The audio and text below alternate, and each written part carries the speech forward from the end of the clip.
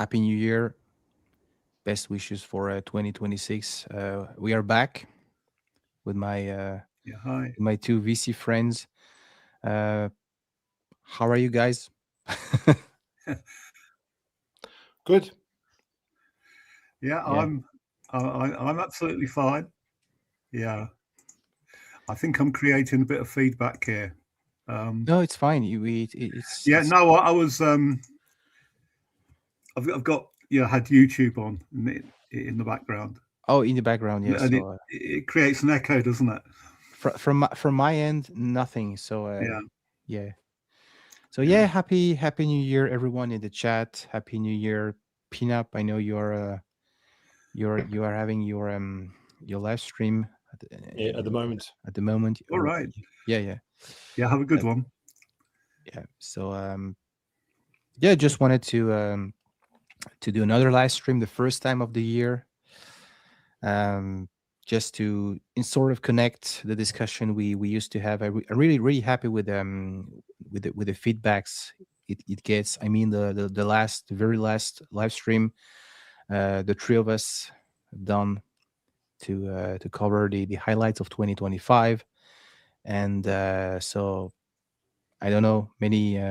I was very lucky. I could take a trip to France.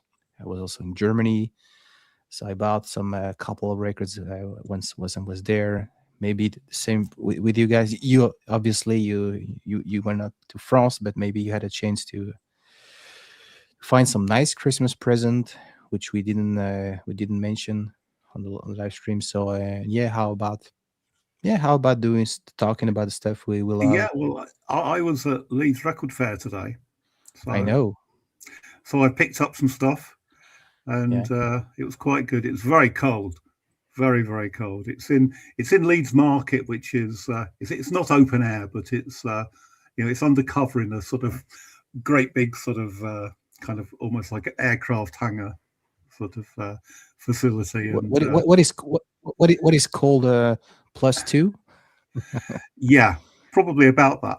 You know, Okay. if it gets down to about -3 or -4 at night, that's really cold for us. Okay. But there's been a bit of weather disruption, and at the record fair today, that probably about a third of the normal vendors didn't turn up, which I'm not surprised about. Mhm.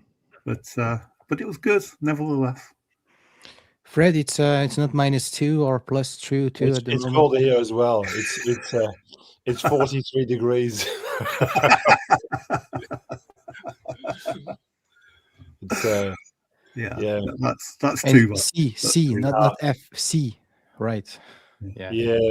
yeah, Celsius, yeah. Celsius. Yeah. Yeah. Yeah, well, yeah, but I mean, whilst I'm making light of it, there are some significant bushfires around in areas in Victoria where I live, where there's, they've got a lot of trouble getting them under control, basically. So Okay. it's been pretty bad because we've had a week where it's been in the country, at least it was 45 for 4 days in a row, something like 45 plus degrees. So it just makes it impossible to control anything because it's windy as well and it's super dry. Yeah, it's a very nervy time of year because it smells like you go out and it smells like fire everywhere. Okay. Oh, It's not it's too much in a way. But since we're talking about the weather, that's what we've got yes. here. Get that out of the way. Yeah. It's because you have an English guy on the live stream. The conversation always comes around to the weather in the Yeah, end. You're sure. English. But I think we're better than that. I think we can talk about other things than the weather. Yes. Hopefully. Yeah. Yeah. um, So but yeah. no, it's I'm on holidays at the moment, so Mm. I'm listening to a lot of music every day. So it's good. I've got time because this is summer holidays for us. It's the Yeah. Mhm. equivalent of the June, July, August holidays, but that's what we have now. in January and Feb. Right. December and January. We go back to school in at the end of January, in a couple of weeks. Yeah. So So yeah, I want to talk about the weather here in Canada. So it's cold this winter. It's snow. Okay. Uh, we already have a couple of people in the chat. So many thanks to everyone. Happy New Year. We have Rusgo. Yeah, happy New Year. was nice. We have Sarah from It's nice. from Germany, Yeah. which is good. It's nice. Yes, I just discovered Fraulein Freakbeat's channel because of you two guys mentioning it about a month ago, I think. See, It's Fred, great. so It's we great are to so, bust on and listen. we are To the so music. we are so influential. We are better Oh, than wow. Bob Walker. You So see that? incredible. Didn't expect that for a minute. We got no influence whatsoever. But yeah, No. um, It's fine because she speaks very good French, and it's she participated in numerous of time on the weekly live stream. Stanley, Fred, and myself, we host on Disco du Pif. That's the name of the channel, and she's a regular attendee in the panel, and but she also has a channel, obviously, and we already made with Fred several live streams in German. So yeah, we've done a couple of live streams with her in German, and we hope to do some more. sure. But yeah, We have Zeb here. Hi Zeb. Zeb, How's that? yeah, We have Jack from Ah, Scotland. hey, Hello. Jack. And a fellow member from the German vinyl community once Patrick. again, Patrick. Oh. Hello, Patrick. Hi. So Yeah, so we've got a very international audience. We've got We have. we've got people from all corners of the vinyl community here. Yeah. It's cool. And we've got all corners of the vinyl. We've got Australia, England, Canada, and France represented here as well. Yeah. So it's yeah. So how about your day out, Mike? Did you grab some? I did, and of course I've got them here. The only one I've listened to, and I've not listened to the whole thing, is this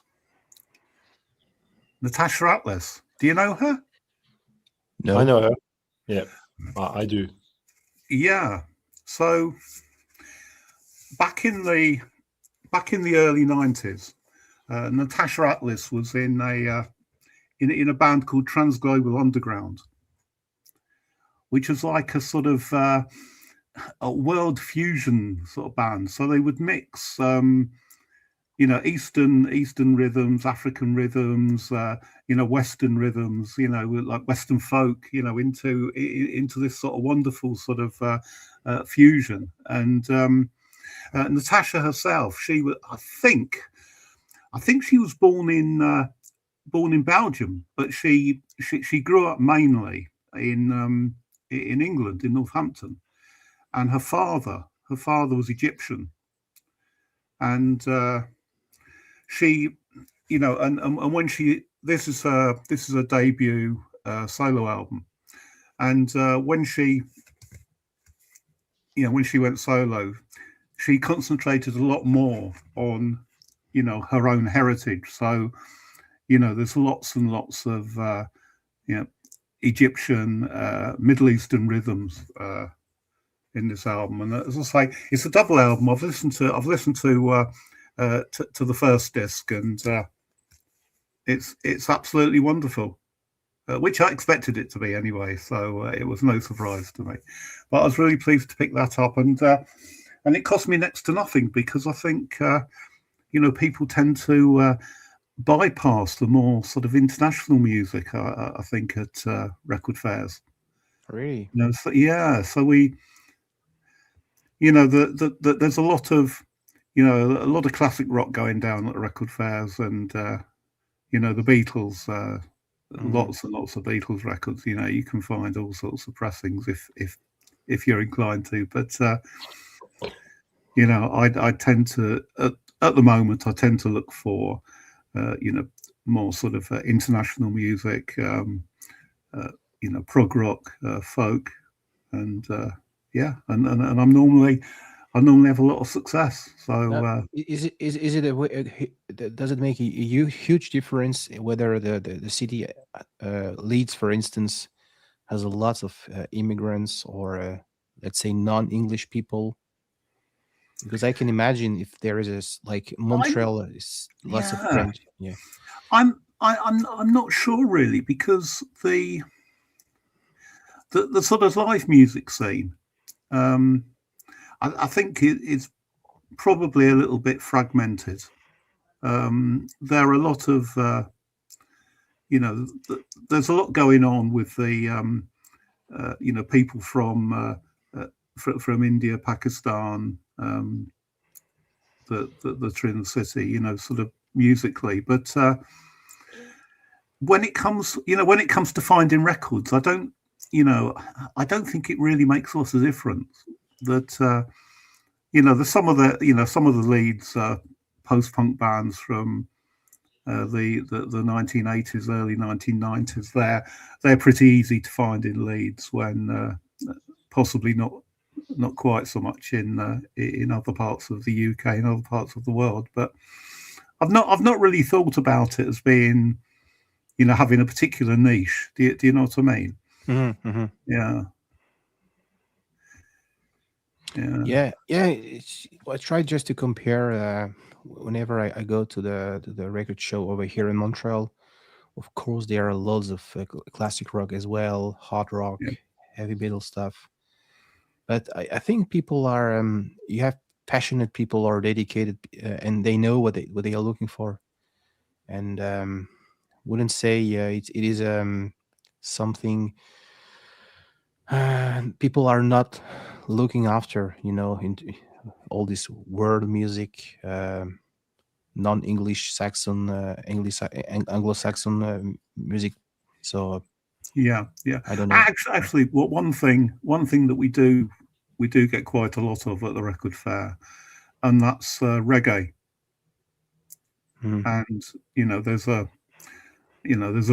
a very large and well established West Indian community in Leeds, in North Leeds. In fact, just down the road from where I live.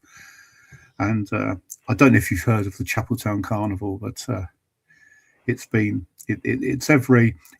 last weekend of August every year, and it's been going now for I think it was 60 years. It was an anniversary this year, Mhm. and there's a carnival procession, and then in the park that's 10 minutes walk from my house, they set up a stage, and there's lots of free music for the weekend.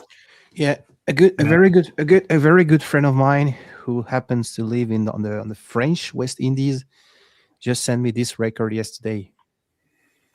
Oh, Stuff I never saw anywhere. It's a French press. excellent. The copy is not really in good shape, but the record itself plays plays decent, and I'm really glad, since I've been watching quite a few of documentaries lately about Don Letts, about the Frontline label. There is also an interesting documentary about Trojan label. Yeah. This was obviously released on the Island label back in the days. With yeah, exactly, yeah, Fred, you Lovely. mentioned. Yeah.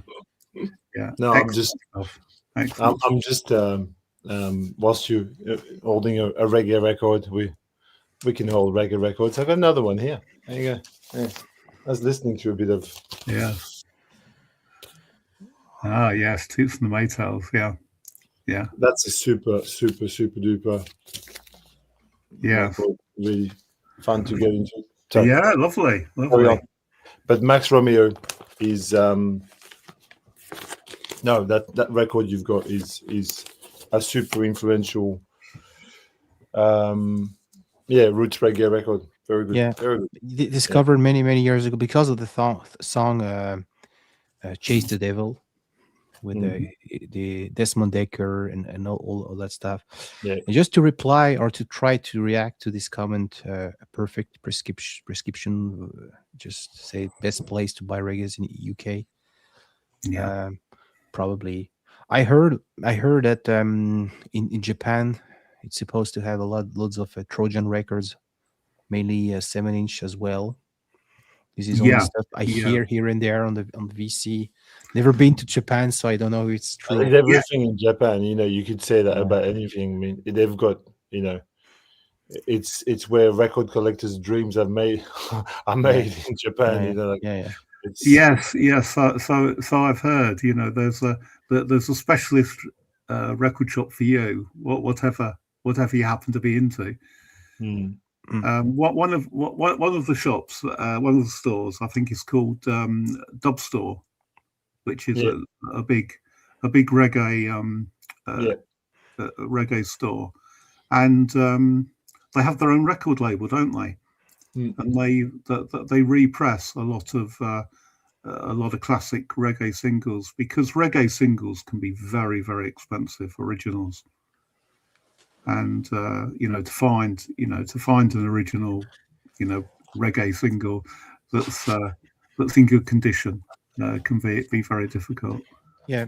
And sorry once again to bother, but this is really this was really a porte d'entrée. In French, we Yeah. say something that really turned me on the. That's a CD I bought in 2005. It's a double CD comp. I bought this in Switzerland, and it's absolutely, yeah, to me, yeah, this was the stuff that made me discover Yeah. the ska, dub, roots, reggae.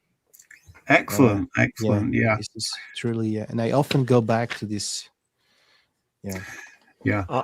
I was going to say a record that I pulled out in the past few days. Don't know if you guys know this, Mike. Do you know this, Mike? Yeah. I've seen it before. I don't think I've heard it though. So Grand Nation, the Mystic Revelation of Rastafari. It's a record from 1971 or 72 maybe. It's this guy called Kant Ozzy, and well, it's a very it's called Naim Bingi. It's a very primal form of Jamaican music based on drumming. It's very Right. devotional, very spiritual, very deep. So Yeah. there's a lot of everything it's not really like reggae is more based on the bass and drums. This is really based on the hand drums. And on this you've got Cedric Brooks, who plays saxophone, and it's kind of like a Jamaican jazz record almost, but in a kind of tribal, primitive way. It's a classic for a good reason. Like this record really well known by a lot of people, but it's an absolute, like, if you were going to make a top 50 of the greatest Jamaican records, surely this would be in it, because it's Right. just really unique. And it's just, you put this on and it could be from so many different places. Like when you hear it, it's just so rich in the composition, the depth of the it was reissued by Soul Jazz Records a few years ago. Yes. And it's still gettable. I think it's a triple LP. It's very hefty. It's a Yeah. Yeah. it's a big Soul jazz are really good for yeah. these I mean, reissues, aren't they? it's just a great record. Yeah. Anyway, I didn't think we were headed into reggae quite so soon. Oh, well, So it doesn't matter. if you bear with me, that one of these boxes has got a load of reggae in, and I'll just see if I can find it. So talk amongst yourselves while we go. Yeah, Greg mentions Toronto. Yeah, you're right. Do you have? I'm asking the question to Greg. Hi, Greg. OJCs. Do you have in mind a particular store? Because I don't see any.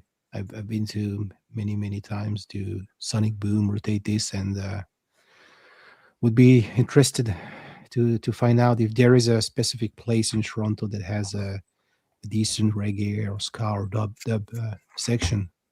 Sonic Boom, of course, I think um, they have one, but they Sonic Boom is huge. You can find pretty much everything down there. Yeah, you've been. I mean, I've obviously Yeah. never been to Canada, but by what I've seen online, pictures, and it looks like it's a huge shop. Is it bigger than Au 33 Tours? Oh yeah, absolutely. Yeah, that's Yeah. the by far the biggest place I ever been to.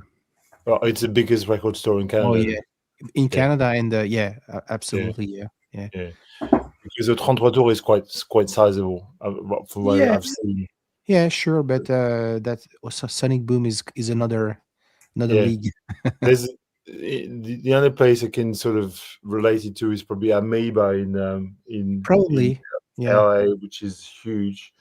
But I find those very large record stores a little bit, it's a bit daunting. And you go in there and there's just too much.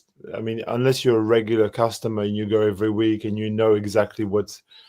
If What I, I I re- don't really like huge record what stores like this what the I, first what, time around. what I really like, it's like I would say well curated, well sorted, and in Mm, the entry hall you have these later yeah, levels. It's not a bin, it's a rack. It's yeah, about 15 or 20 crates. New arrival, just get in, and if you go down the stairs, there is the shop itself, and you have the used and the new like mixed together. And yeah, it's of course the pop rocks section is the biggest. But if you are looking to find avant-garde experimental music, you have a dedicated section. yeah. Hip hop, South American stuff. This is where I found lots of Mr. Bongo. So no, it's if you know what you're looking for, you can Yeah. really focus on the yeah. Yeah, I mean, if you go to a huge record store like this, and if you're not, as I said, if you're not a regular, and that's the thing that I'm sure if you're a regular of that store, you know where things are and you know what you want. It's a different thing. If you're just a tourist and you go there for half or 2 hours or something, maybe it's a bit too much. I remember going to a store in Singapore years ago. There's this record store. It's the biggest record store I've ever been to. It's just there's just records floor to ceiling. It's all secondhand as well. And I only had like an hour and a half in there, and it's very frustrating because you want to go through things but you can't.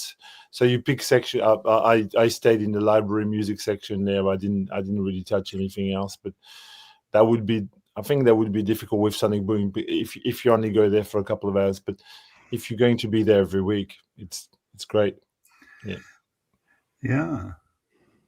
I love the I love the Google translation of Patrick there. Yeah, I, I, I started to I translate, but I realized okay, you already it's done the job. translated for me. Thank you very much. Yes, Yeah. it's not it's not really an 105 interesting 105 shelving solution. what is 105 keyboard? I want to know. It's 105 keyboard. Dear Mike, I love it. Thank you, Patrick. Oh Yeah. dear. Oh, dear. Yes. Right. I know where everything is, but Yes, it's stuff I show on started, the vinyl is starting to take over, and I'm gradually being pushed out. He wants to know how your collection is sorted. How is it sorted? What do you do? So generally, sort of, I've got shelves all around, sort of around three sides. You've got shelves like these, yeah, like Sort of, yeah. I mean, it's not solid, floor to ceiling, but they sort of make their way around, and that's A to Z. But then I've got boxes of folk records behind me, and then I've got a box of reggae, and then there's certain artists that I've got separated out into separate crates, like King Gizzard and the Lizard Wizard, because I've got so many of their albums. It's PJ interesting. Harvey. It's interesting that because I'm from King Lizard Land. You are, and, yeah. And it's never really I do have one or two. I happen to actually have pulled out one of their albums for listening, but I'm not really a fan at all. I just All right. is there King Gizzard that you is there a King Gizzard album that you like in particular, or a couple of them, or? Yeah. Let's have a look. I mean, I've got some here. I have no This is King what I Gizzard. pulled out to listen Oh, to. yeah. I think Mike would is about I'll show to Mike in a to second show when the he's same. looking. Yeah. So I would say, but I was going to say I've pulled this out for listening, but yeah, I haven't listened to it yet. It was on my shelf. Yeah, that's one of the best. Yeah. It's Polygon Infinity, isn't it? Yeah, I like this one. I paper mache dream balloon. Yeah, and then there's this one. It's King Gizzard with the Mild High Club. This is a pretty good sort of psyche sort of album. But these are all like recorded. That's not very far from. it's like strictly speaking. The one that I like personally is this one. I quite like the banana one. What's it called? Microtonal. Flying banana. That's it reminds me of Neu, the German band. Yes, it sounds very German, doesn't it? Yeah. It's got this kind of like if people like krautrock, that's a perfectly good album to get into as well. And I quite like Something Fishes. The album with a name with fishes in it. I can't remember the name of it. Something Fishes. I can't help. I'm no gizzard expert. No, I know. Yeah. Psych Gizzard. Anyway, I can't. Yeah. I can't find it. So I think it's called Fishing for the Fish. I knew where everything was. Yeah. It turns out no, it's interesting. They can be quite a polarizing band because, and with King Gizzard, they've released so many things all the time, and it's difficult to follow what they're doing. And you're wondering if with that kind of output, if the quality control is really there, or like when you release 5 albums a year, how good can they be? Like, in strictly speaking, what artist releases really 5 amazing records every year? None. Yeah. So, I would agree with you. And then it becomes this thing where they become this cult, where people collect everything. I know somebody who's got everything in multiple pressings, and you think, well, it's all right, but it's not really Fishing for Fishes. Well, thank you. It's funny you should say that because one of the second-hand record shops in Leeds, Relics Records, about 3 or 4 months ago, I went in there and I was just sort of flicking through the new in sort of crate, and there was just like a printed card, and it said, if you like King Gizzard, we have 120 albums just in, and they bought 120 albums from one person, and they they were a collector rather than a listener, I think, because a lot of the records there were still sealed.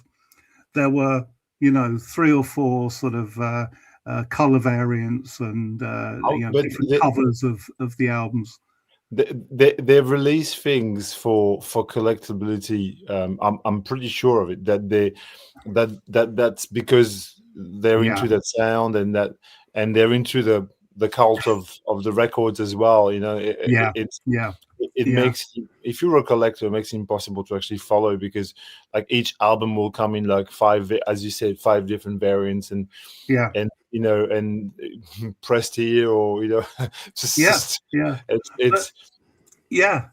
So I got to Relics about a day after the records had come in, and they hadn't really sorted through them, so they let me go behind. Yeah, I know. Incredible, isn't it? Yeah. they let me go behind the counter and have a look, and I was pulling stuff out and their records, and I was thinking, oh, I've not got this, and then I realised I did have it, but it's different cover. But they do this official bootleg thing, don't they? Yeah.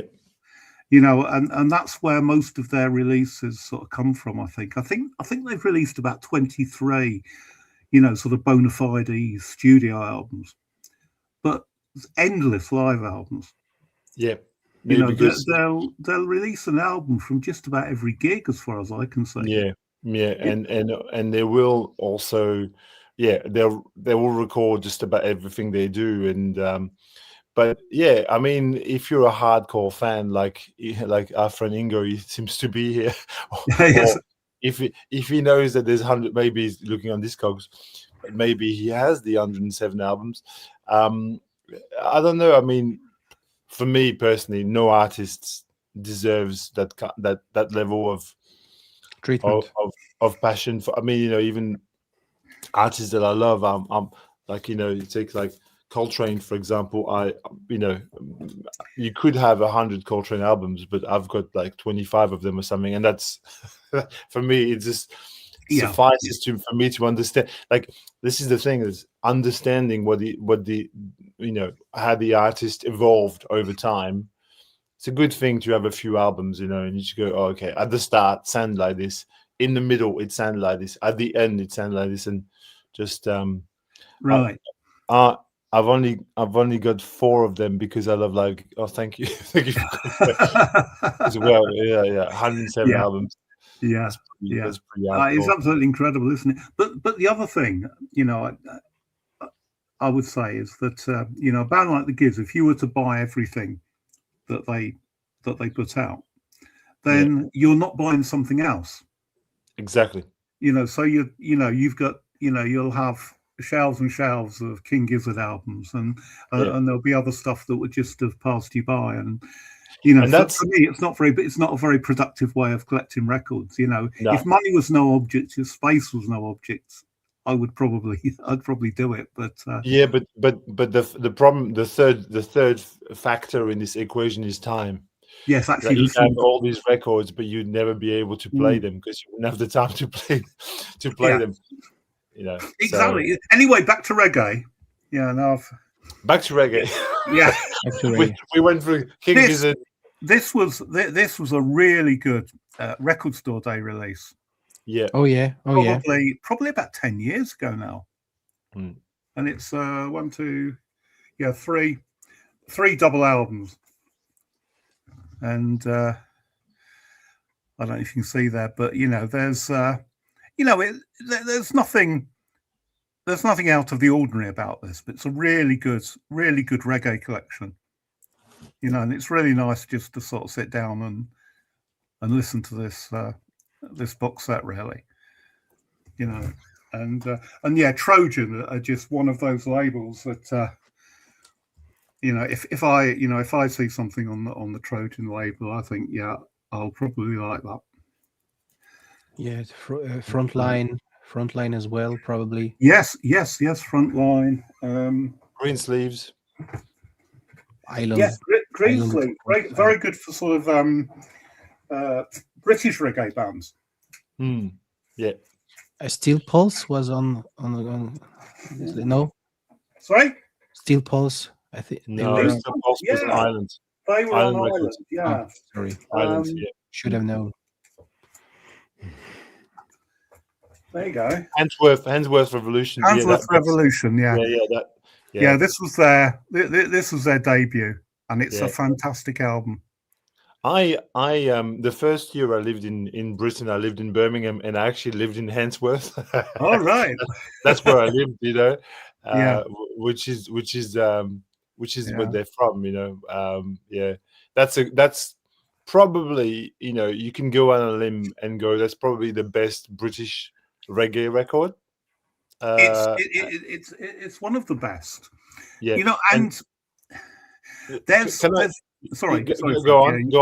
What do you rate as a British?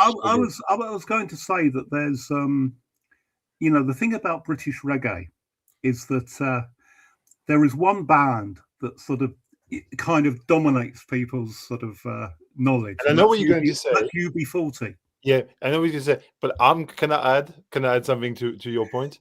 I think the debut UB40 is a fucking masterpiece. It is. Personally, I think that it is such a great record, and people dismiss UB40 because of their later sins, basically because of Red Wine and all that stuff. Yeah. But the first album is absolutely incredible. I don't know if you agree with me. Yeah, Signing Off is an absolutely fantastic album. Yeah. Yeah. Yeah, and with the 12-inch singles. There it is. Yeah. Bought it when it came out. Yeah. Yes. Yeah. Of course, you know what this is, don't you? You know, it's an employment card. An employment. It's a form that you needed to have if you were claiming benefits in the UK for unemployment. And of course, you know, the idea is that they released this record. They had some success with it, and so they signed off. Yeah. Yeah. But yeah, there's nice. There's a nice sort of EP in here as well, isn't there? With Madame Medusa, yeah. Yeah, which is Margaret Thatcher. Which is almost like not dub but pre-raga, I would say. Yeah. It's an excellent album. It really is an excellent album. But it's just I find that because they're seen as this kind of like almost, you know, cartoon, you know, reggae act after the fact, you know. Yeah, make it small. I don't want to be big. Reduce me. I hate my. It's like when you show a record is great, but when you by yourself talking, it's just like ugh. But I just feel that they suffer from, you know, this kind of image that people have of them. And when people say, "Oh, UB40 is pretty shit," I have trouble agreeing with that because if you've heard the first two, even I will say, even this record I think is really quite good. Present Arms, it's also really nice. It's the second record from 1981. It's in the same spirit as the first record, really. I mean, like both of them are, and it's so cheap to buy, and people will dismiss that as just like second rate. And I think, like from my understanding of British reggae, I think it's easily make the top 5 the first album. But I mean, you're right. It's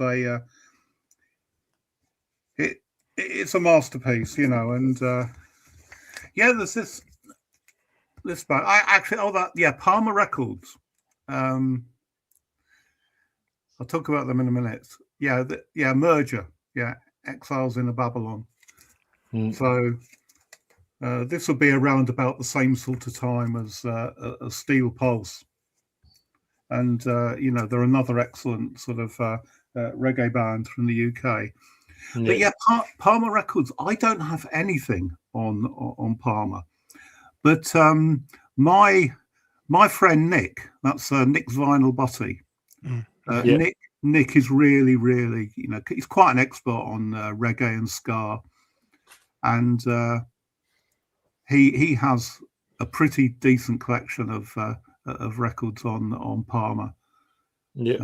Again, I don't really see them at record fairs. I think they tend to be quite expensive anyway now. You know, you have to get in there, I think, and you know, buy the records when they come out. But yeah. By all accounts, it's an excellent.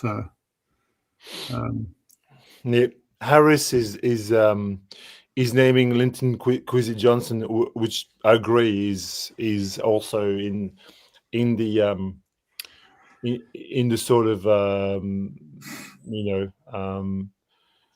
firmament, or in the top, in firmly for me in the top, you know, British acts. I mean, his first couple of records are amazing. Records that he made for Island Records, just so good. Yeah, so good. Yeah.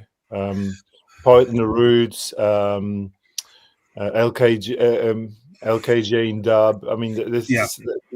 and especially bass culture for me is like, it's just such a great record. It's and it's Yeah. easy to find Yeah. as well. Yeah. I mean, he came along just a little bit later. Yeah. Yeah. Hi. Yeah. So this is a channel of Nick's. Yeah, if anyone wants to check out. Yeah, bass culture is really good. Forces of Victory, yeah, superb, yeah, really good. Yeah. Is Yeah. the bass culture. Yeah, it's such a great record. Yeah. It's probably one of the very first reggae records I ever bought. But Right. it's Well, it's just good one to start with, then, isn't it? England is a bitch, and what's on there I can't remember, but it's really Yeah. I've not amazing. listened to it for a while, actually. Yeah. Yeah. Gladiator. Somebody's mentioning the Gladiators, also a tremendous group. What's the album with the flame on it? It's just, the name escapes me completely. But there's a flame on the cover. That's the Gladiators album that I know, which is really good. But yeah, so much good reggae in. This is that's it. Trenchland Mix Up. That's the album that I'm thinking of. That Alex. Yeah, that's really amazing. It's got a flame on the cover. Right, it's a beautiful record too. Yeah. Yeah. Aidan Sherwood. Yeah, absolutely. Yeah. This is a record that that Nick gave to me a few months back. Yeah. Harry J All Stars Liquidator, and this is an absolutely fantastic reggae album. Yeah. Yeah. It looks great. Brilliant. Yeah. So I mean, there's so much of this stuff, and I think, sometimes you hear the criticism that reggae's okay, but it all sounds the same, and it really doesn't. It really doesn't. Yeah. It's all recognizable as reggae, but it's certainly not something that sounds the same again and again. Speaking of reggae and something more modern, I don't know if you heard this, Mike. Make me big for this one. You can. I don't know that. No. Paul sent you there. I think he lives in Berlin, but he's I can't remember which. He's not Jamaican. He's from another one of these Caribbean islands. But this is kind of like the bridge between dubstep, reggae. It's got electronics worked in it, but it's definitely got a reggae kind of flavor. It's a superb record from 2023, maybe 2020. Yeah, I think it's 2023. Yeah, Paul Saint-Hilaire, very high recommendation. One of my favorite modern reggae records. I wonder if anybody in the chat will. Yeah. But and I think if you're talking about reggae, you got to mention this album. Oh yeah, absolutely. Yeah, 2/7 Clash. Yeah, Culture. But I really like Culture. I didn't know this would turn into a reggae stream, but we can we can do it. Me neither, but who cares? It's all right by me. You started it, Fred. Totally unprepared, but yeah. Yeah. But Culture are great. I mean, this is their, this is their most well-known album. But there's also, Marcus Garvey, and then the dub version of that, which is Garvey's Ghost, and a later album of theirs that I really like is called Kumbalo. Yep. Yeah, there we go. Yeah. There's so much. So. Who else do we need to talk about? Another album that when you talk about the culture, straight away, for some reason, this album comes to my mind as well, because it's in the same kind of, Yeah, it's in the same ballpark. That's an excellent album. That's, I got that came out on CD only yeah, in the early 1990s, I think, and yeah. I went out and bought it. It's It's such a great record. yeah. I mean, what's the pressing like? Because I understand it wasn't pressed from master tapes. From memory, Yeah, pretty okay, but I love the fact that it was mixed by Lee Scratch Perry and the scientists. It's just like, and at the Black Axe, like there you've got everything you need to know. on that record. I have a lot of scientist records as well, which okay. Let's talk about scientists. Yeah, there you go. Oh, okay. Scientist, High Priest of Dub, and then the first Scientist album I bought was this one. Ah, cool. Scientist meets the Space Invaders. Hang on. Yeah. I'll get you some scientists here, or we'll possibly here. This is turning out to be this here. It probably makes me big. Yeah. So introducing scientists. That was one of the there's a big claim there on the cover. The best dub album in the world.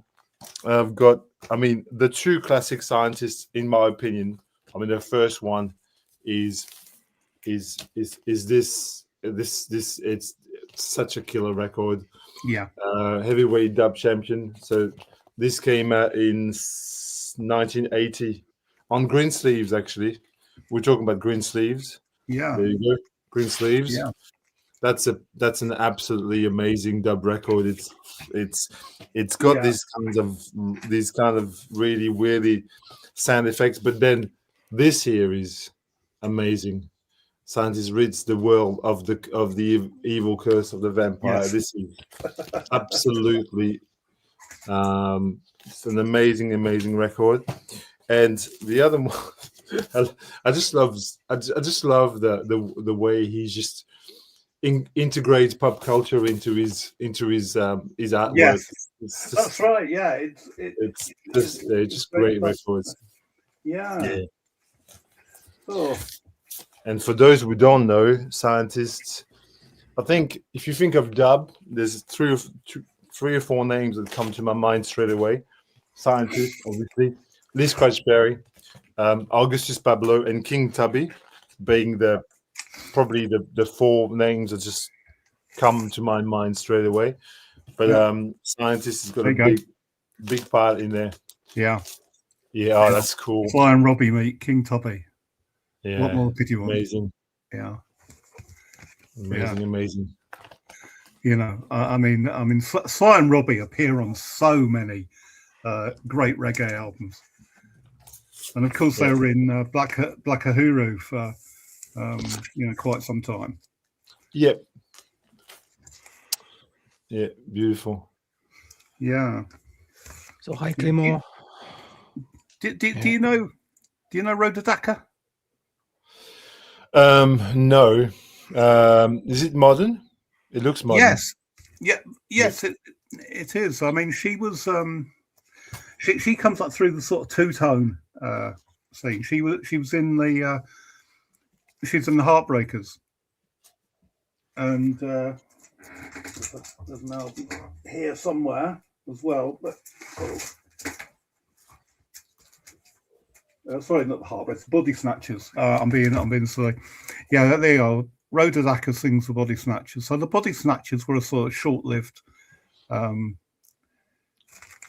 sort of two-tone band, and this is a reissue of an album that it was released only a couple of months ago, really. But this, I mean, she's got a fabulous voice. But this album, Version Girl. And there's a dub version of this as well, which I don't have. But she just sings, reggae versions of various songs, and the Yeah. final track on side 2, Peace, Love and Understanding, Nick Lowe's, What's So Yeah, Funny About Nick Peace, Lowe Love and and Elvis Costello also And did Elvis that song. Costello, yeah. Yeah. Yeah. What's so And funny? What's so funny about Peace, Love, and is that what the song is? that's yeah. It's kind of in brackets. What's so funny about Peace, Love and Understanding? Yeah. So yeah, but this is a marvelous album, and she's such a great singer, If we're on topic of reggae, here's a little known compilation that I don't know if you've ever seen this. This is, I came across this through one of my local shops who had a copy. It's called Rhythm Poetry, and what it is, look at. I'll show you the hype sticker. I'll tell you everything you need to know. Hold it still. Hidden reggae from French reggae. Yeah, that's right. Brilliant. The first track here is absolutely killer. Chai and Merger. This Everyman is such a killer track. Oh my god. It's an earworm. Once you hear it. They've done a really good job. I don't know very much about those bands, except for Shep Kader, obviously, who is quite well known, but just gives you a bit of history about each of the. But Shep Kader did Rise, so he was pretty well known. But the others, they're sort of very obscure. But it's just a cool little comp with there's seven titles on it. But from the French underground scene, it's really great. Excellent. And I've never like it came through as a. I think I got this during lockdown from memory, but that's a cool thing. Just to show you this, and this is Mongo's Hi-Fi, and they're DJs, producers from Glasgow, I think it is, definitely from Scotland. Pretty certain it's Glasgow. Mongo's Hi-Fi, and they've done quite a few albums, and they have a guest, and this time it was Eva Lazarus, who's from the Midlands, and I'm just taking a bit of advice from Berkshire Mike there. and this is this is an absolutely lovely album. And I think I'm pretty certain they've got another album out sort of fairly soon, which I think I'll certainly be getting. But that's sort of bringing sort of reggae sort of right up to date, I suppose. Talking about Dennis Bovell, also super influential, like some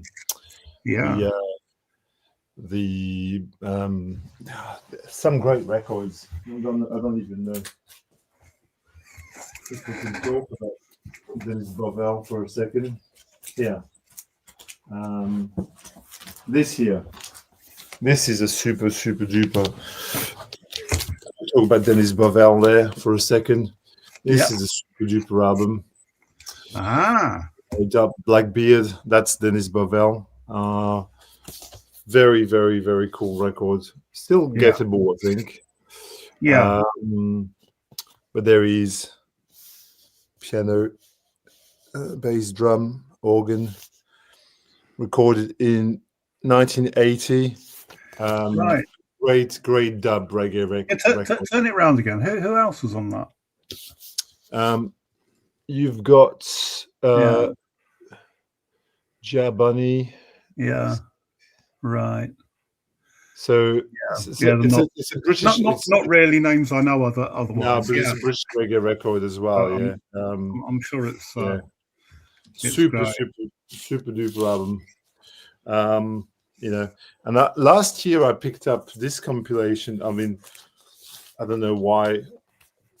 This comp I picked up the Sufferer Sounds. Dennis Blackbeard Bovell. It was released. I don't know what label put this out. Who put this out? I don't even know. I don't know what the label is. It's a comp. Yeah, that's the name of the label there. Right. Nice. There you go. But yeah, a great artist from the UK, and as Harris says, producer of the Slits, obviously massively influential post-punk group led by Harry Up and Managed by Don Letts. reggae and post-punk, sort of a very dynamic form. If anybody's heard their version of "I Heard It Through the Grapevine," it's excellent, isn't it? It's absolutely brilliant. Typical Girls is, typical Girls and managed by Don Letts, another reggae figure. Mm-hmm. Yeah. I was in a store in Paris, and I had in my head a Peel Sessions of the Slits, but it cost €50, so it was a little bit too much. But yeah, I know Mike would have grabbed back home. I don't have any records by the Slits, but yeah, I do. I can imagine you have a If I can find them, I've got as far as Nancy Sinatra up. Not same. I'm going to take me forever. Yeah. They're in here somewhere. Yeah.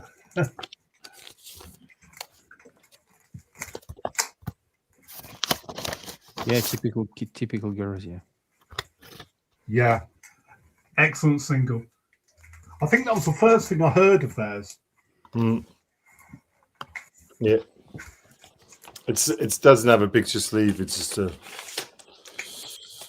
the single. But this is such a great cover. Like, I think if you talk about covers that reinvent the song almost, that's one of them. That really does reinvent the song. Yeah. But we could talk about it's just turned into a reggae stream. I think the aim of the whole thing was talking about resolutions. Or what was it? Your thing? Maybe to discuss. Maybe show stuff. Yeah. Show us your Peel sessions. Yeah. Oh yeah. That is. There you go. Yeah. So that's a good one. Yeah. So you got Love and Romance, Vindictive, Newtown, and the Brilliant Shoplifting. I mean, the whole EP is only about 9 and a bit minutes. And that was their Peel session from recorded 19th of September 1977 and broadcast about a week later on the 27th of September 77. So there you go. But a friend who was mentioning, I think it's Klaus, mentioning the New Age Steppers, great band as well. Yeah, Adrian Sherwood produced with Ari Up and Nina Cherry, I think, was in the band too. Nina Cherry. Yeah, he's in the. She's and Ari Up from the Slits.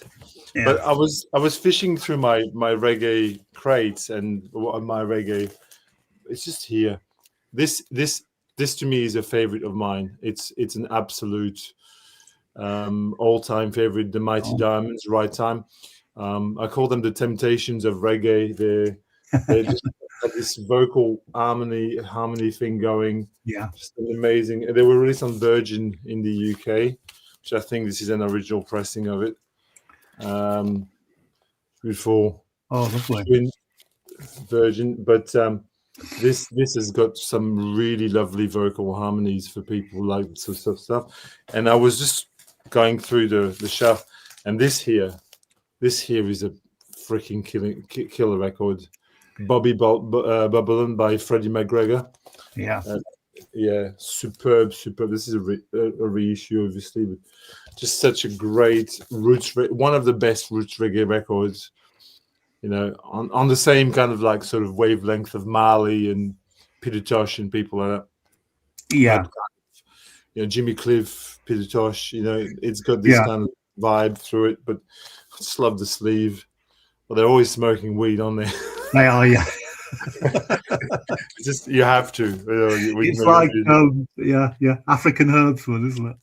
Yeah, just to I probably have two cubes, two Kallax cubes of reggae, but everything in there is carefully selected. I think it's nice things to have. To be able to go back to, but yeah, New Age steppers. And I don't know if we've mentioned at all.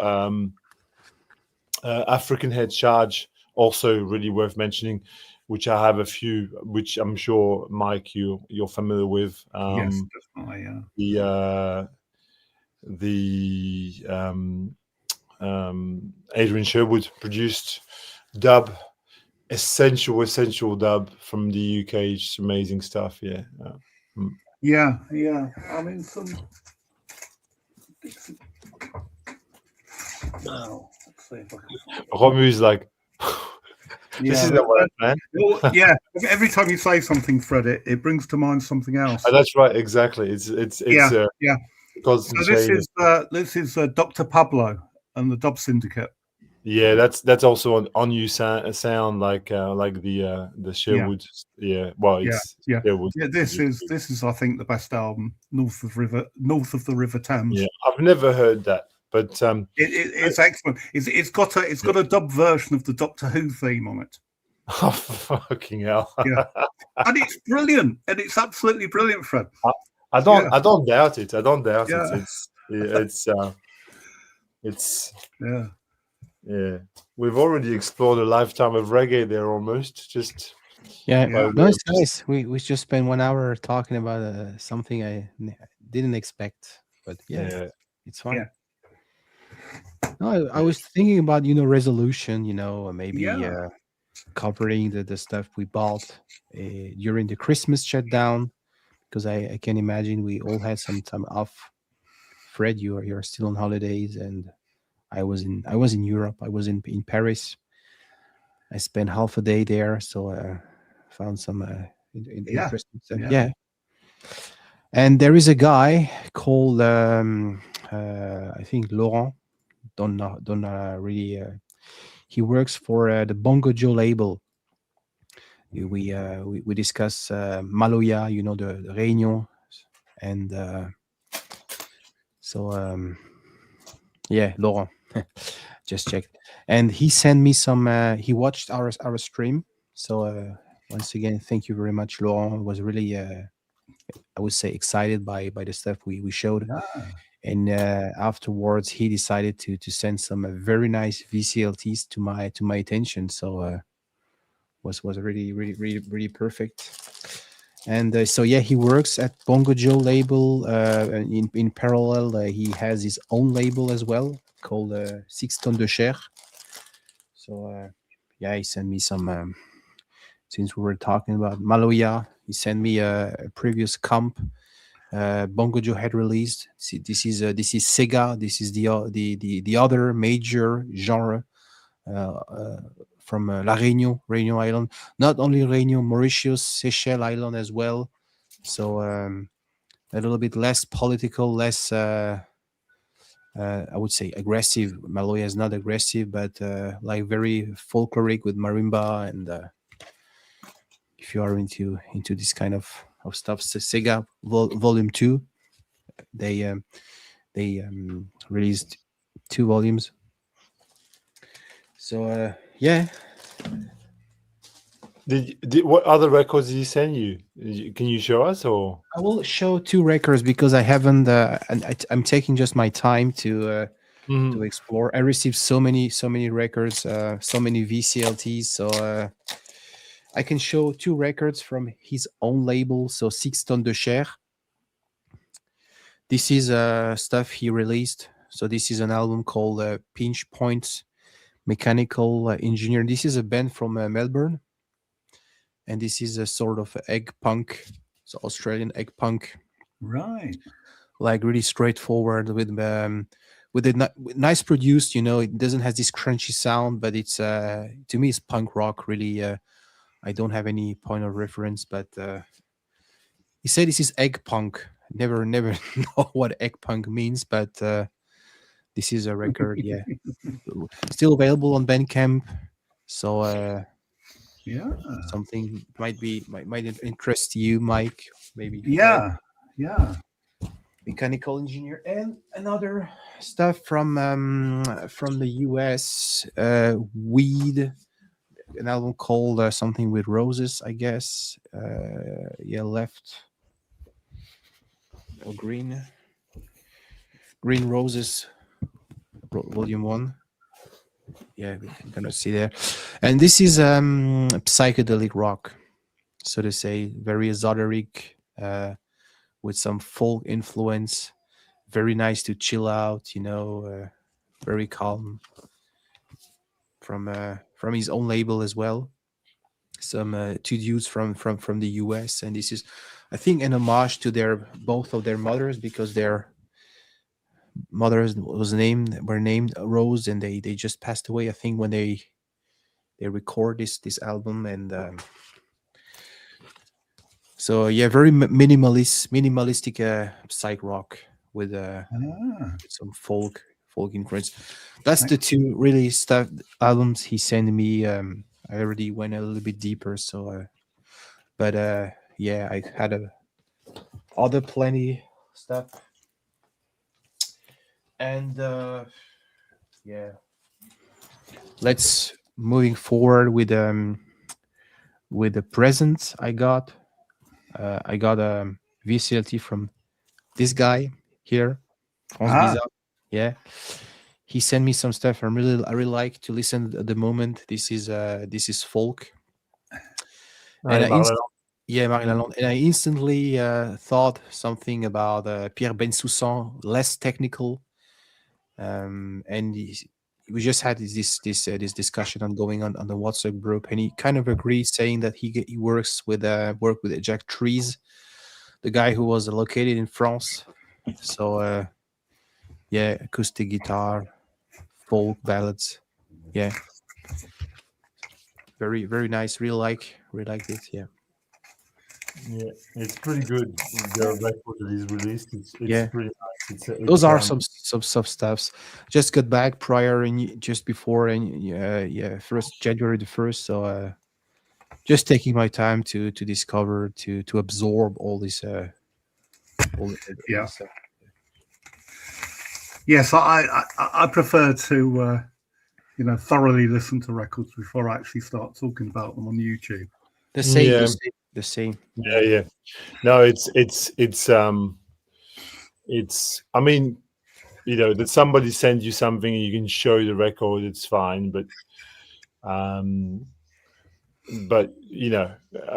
as you say, it's much better if you've listened to. It's funny, I've sent you I've sent you this record, Mike, and I was listening to it quite a bit recently. Yeah. Megabass. It's excellent, isn't it? Yeah. What a wonderful record, really. I mean, it really, because all he does is just play on a double neck guitar with a Fender Twin Deluxe, and just like he makes really atmospheric, really sort of almost ethereal sounds with his like it's kind of this looping, repetitive stream of sound. It's almost like a minimalist record, but made on a double neck guitar by somebody who is the anti Jimmy Page. He's the antithesis to Jimmy Page. Like I'm going to play the same note for about 10 minutes just to piss you off. That's right. But if I didn't know, I would believe there are all sorts of instruments in there. You'll believe what? I would believe there's all sorts of instruments in that album. It just sounds, Yeah, like you say, how do you get those sounds out of a guitar? It's yeah. lovely. It's a lovely album. An album that I got during the Christmas break. Well, you talk about Christmas break. It's this record here.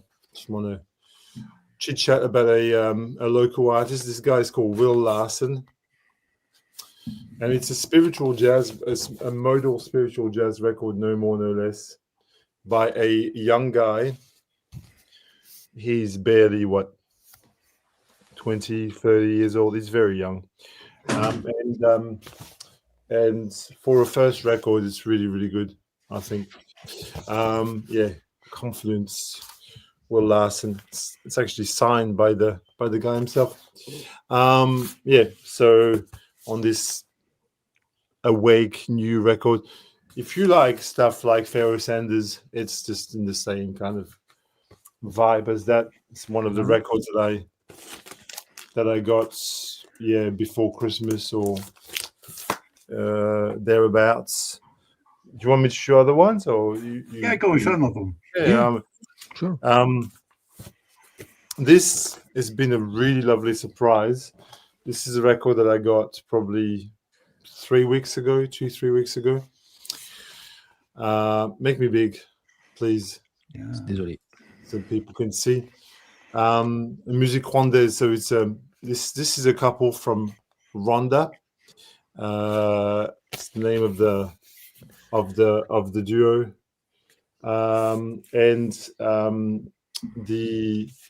The sad thing is they both died in the genocide in 1994.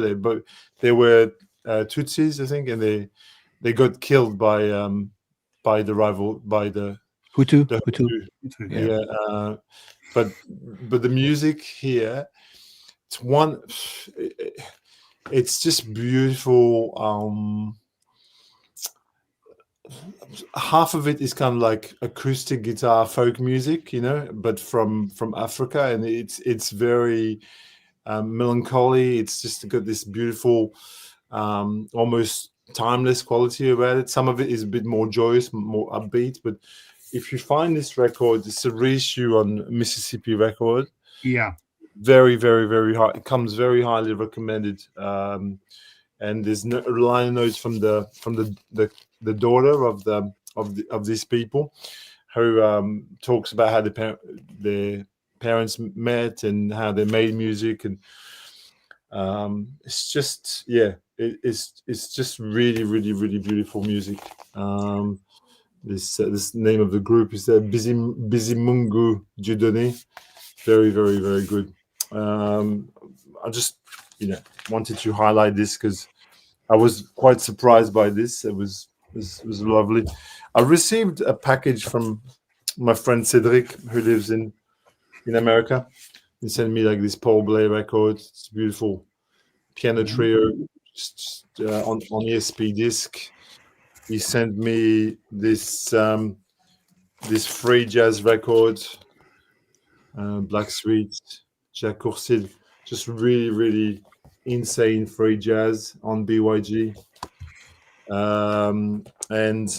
But best of all, I think all the records he sent me is this record here, which I'd like to speak about for a minute. It's a Danish kind of ambient jazz record.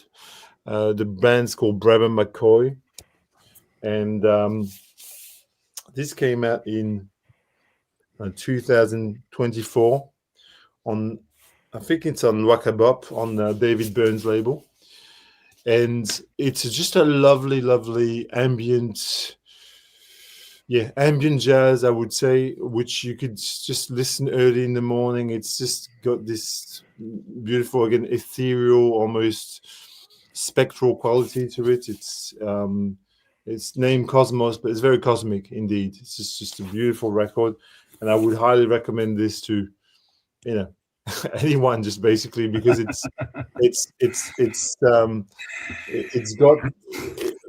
just lovely, lovely music. Just a few things. Wow. Christmas music. Yeah.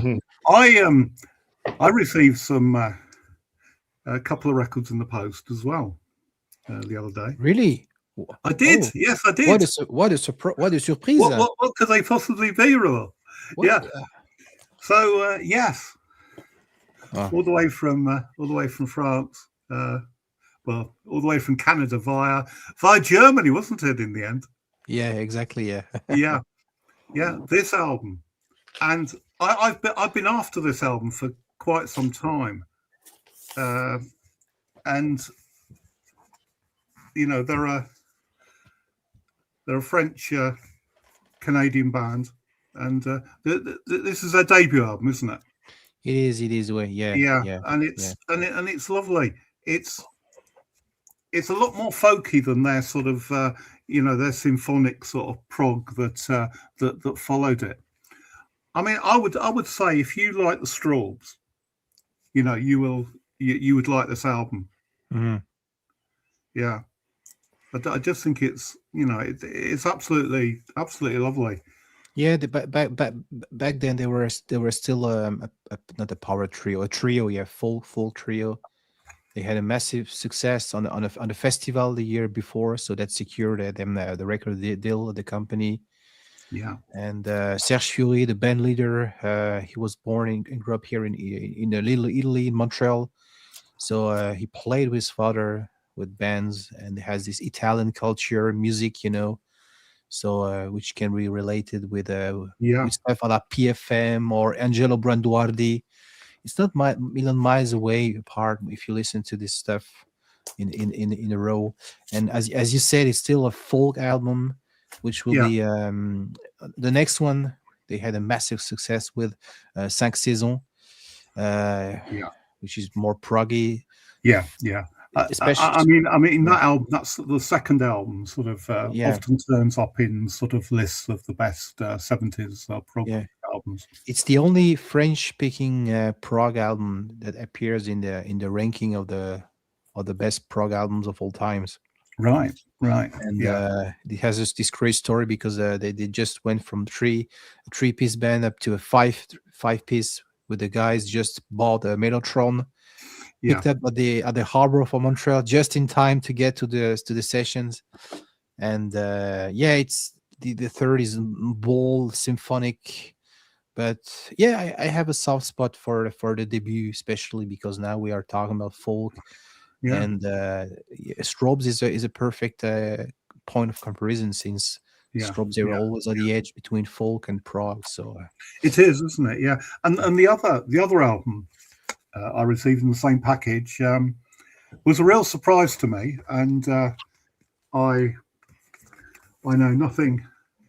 That's a great record. Yeah, it's a beautiful record. This is what free jazz meets folk, is it? Do you think? Free jazz meets Breton. Yeah, Breton. Yeah. But it's an absolutely wonderful album. I didn't know what I was going to make of it, and particularly when I turned it over, and side 2 is it's a lot more sort of a lot more folky. I think side 1 is sort of quite sort of, straightforward jazz, but it's identifiably sort of jazz, whereas side 2 has got all sorts of textures to it, and it's a bit hi Richard, it's it's a bit folky, it's a bit jazzy, and it's For me, it sounds a little bit. I mean, I was saying to Romu, because I've had this record since I bought it in June in France when I went back to France. It's got almost a Middle Eastern kind of sound to it. You're right. It's kind of it's sort of very kind of drony. It's due to the instrumentation with bombard and all these kinds of typical Breton instruments, but the fusion of it works really well. I mean, you can fuse anything you want if you do it well enough. I mean, like what two musical genres have not been fused yet. I mean, it's everything.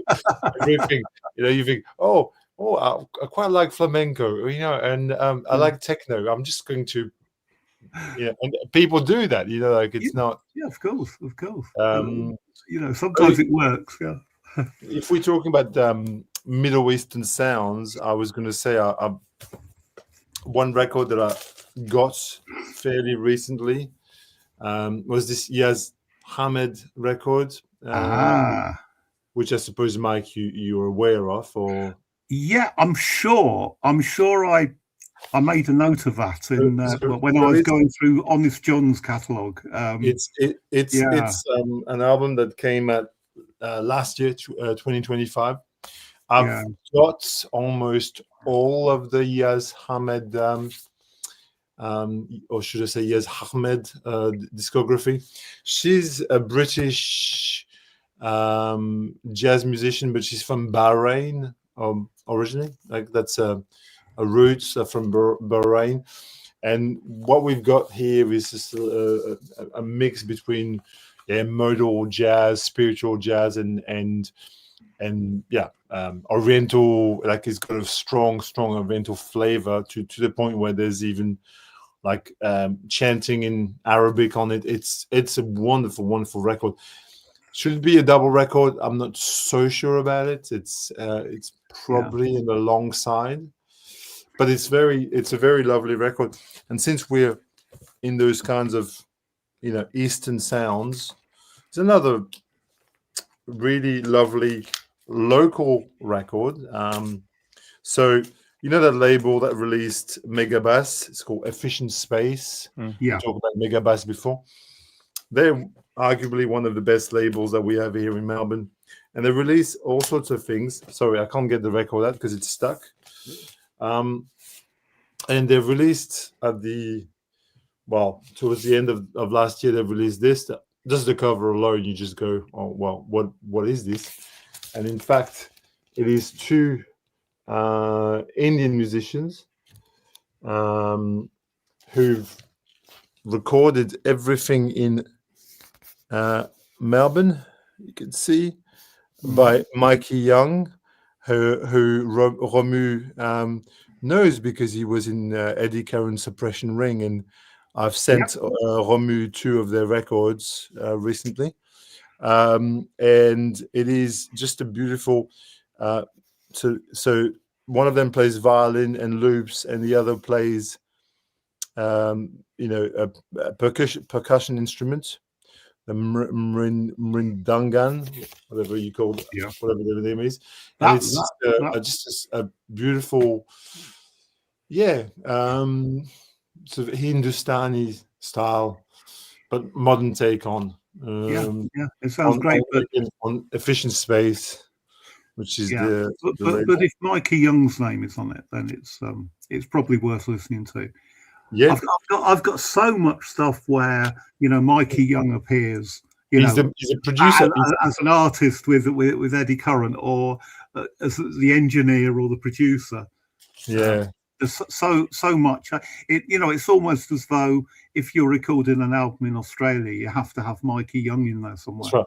I was even surprised at times. I was in Portugal probably like 2 years ago, and I'm just asking the guy behind the counter, can you recommend me a good modern Portuguese record, like something? So he pulls out this amazing sort of experimental drumming record by João Paes Felipe, who is a drummer from Porto. And I look on the credits, mastered by Mikey Young. There you go. Yeah. But in talking about Oriental sounding music, I'd like also to just talk about these records. They're very cool. This, for those who don't know, is the Natural Information Society. That's Perseverance Flow. This is the album they released. In fact, they released 2 albums last year, which I've got both of them. Both of them are here, and they always come with such beautiful sleeves. Yeah. This is the first album they pulled out last year. It's Totality. This is the Natural Information Society and the Bitchin' Bahas.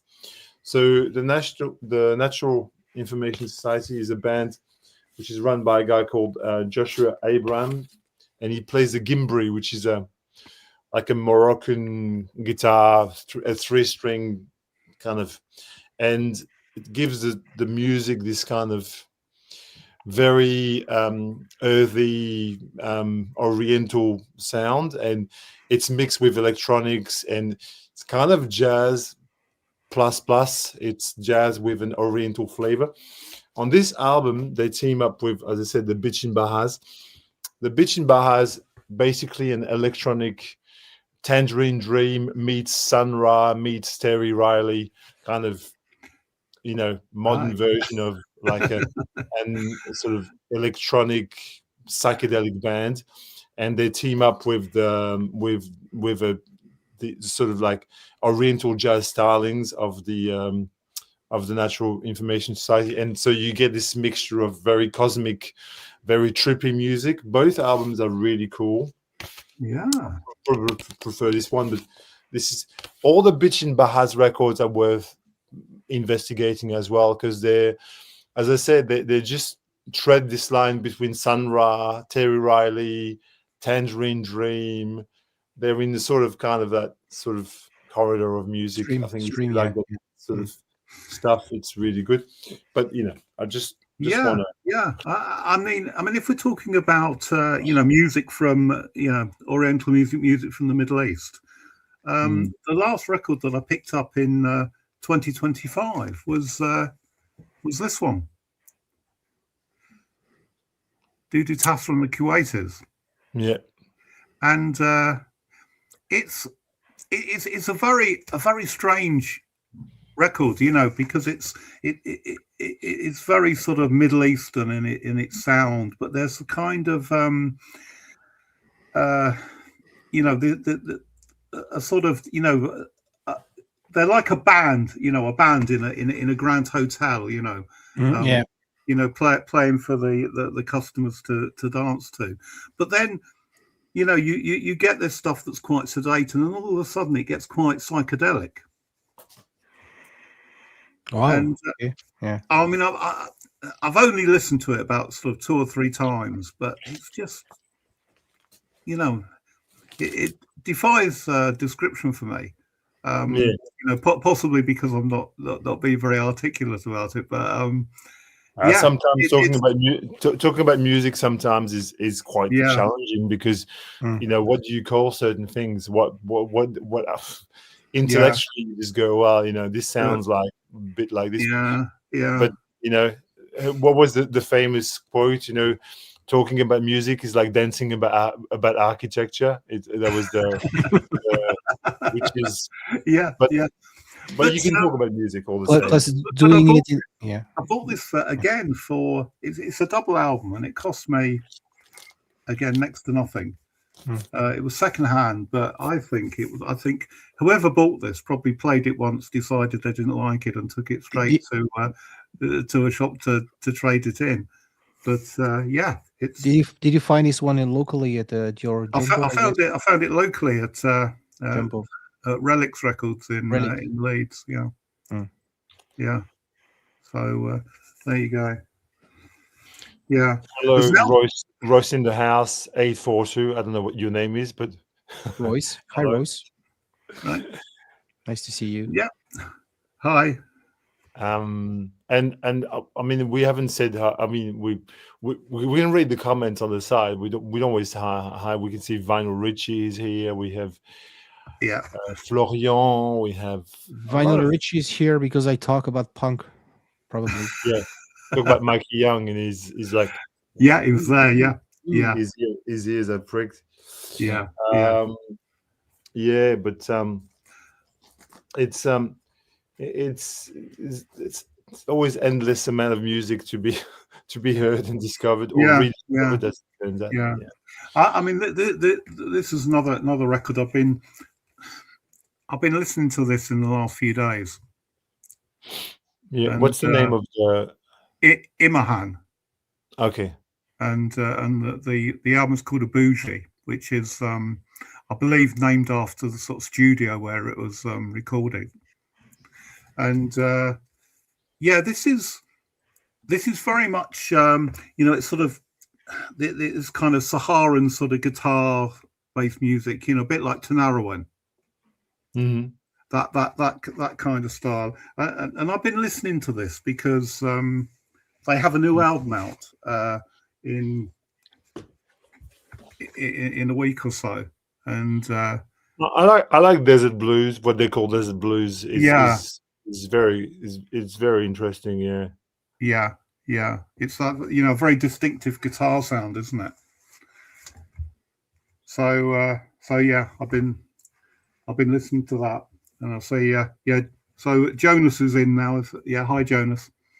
Hi, Jonas. It's like also Mdu Mokhtar that does this kind of that kind of sound as well. That kind of Tina Ruwen. I saw Tina Ruwen live a few years ago in Melbourne, and they blew my mind completely.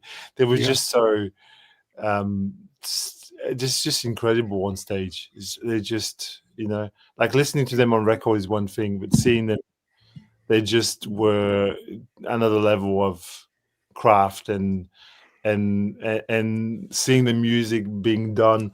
They have a drummer, they've got a percussionist, but Right. just fills the space so much. Incredible music. Yeah.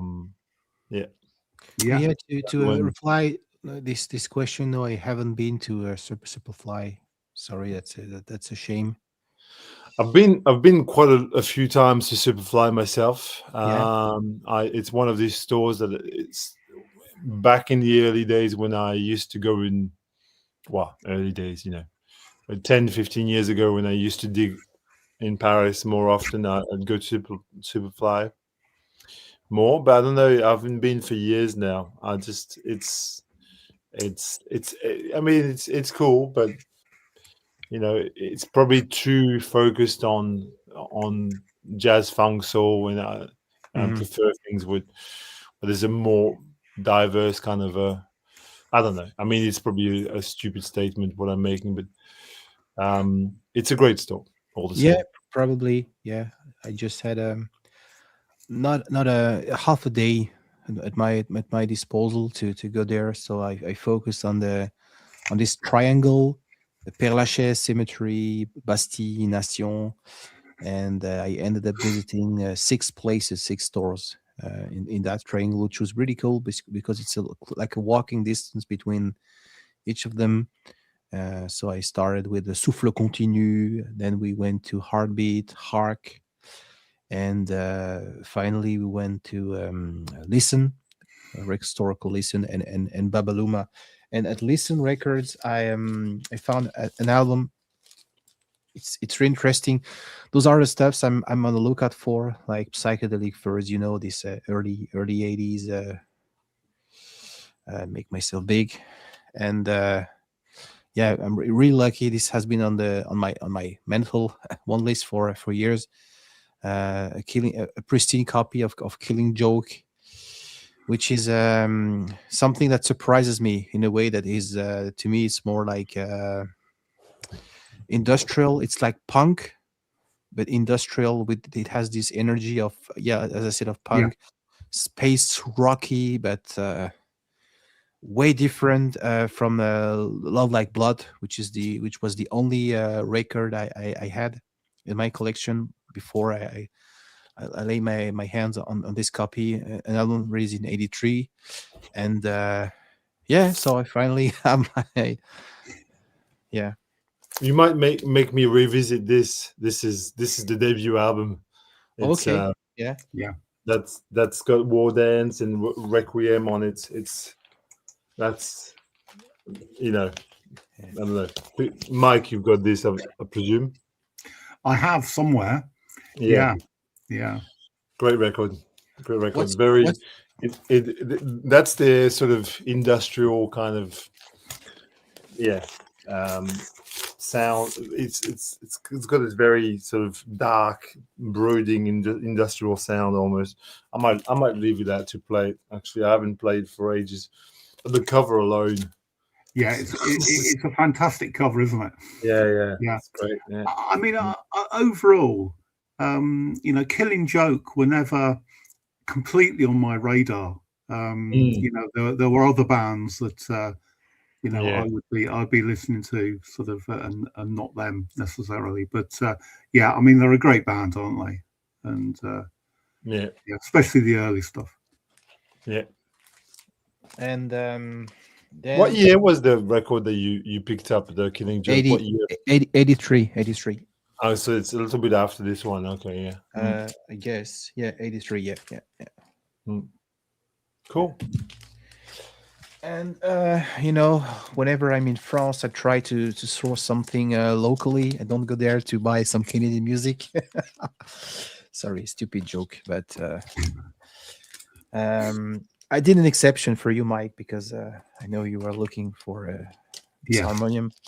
But yeah, there were this store called Hark, and I found this very nice comp. Originally released in 1986, in 2006, and this is a sort of French synthwave from the late 70s with names Ruth Polaroid, which was my entry in this game. So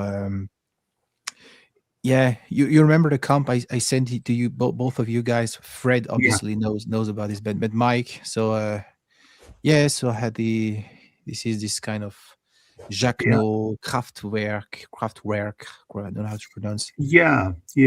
Influence. I imagine it's sort of chronologically, it follows on a little bit, doesn't it, from those other comps? It's some of the stuff is a little bit later, isn't it? And this is a Born Bad work, much more simple. They had released another comp, which I keep on mentioning, Des Jeunes Gens Modernes. That's the one. I knew you were going to talk about it.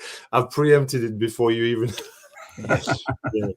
yeah. Same kind of bands. Ruth, here we go. Ruth, yeah. Messe des Clous, everybody knows.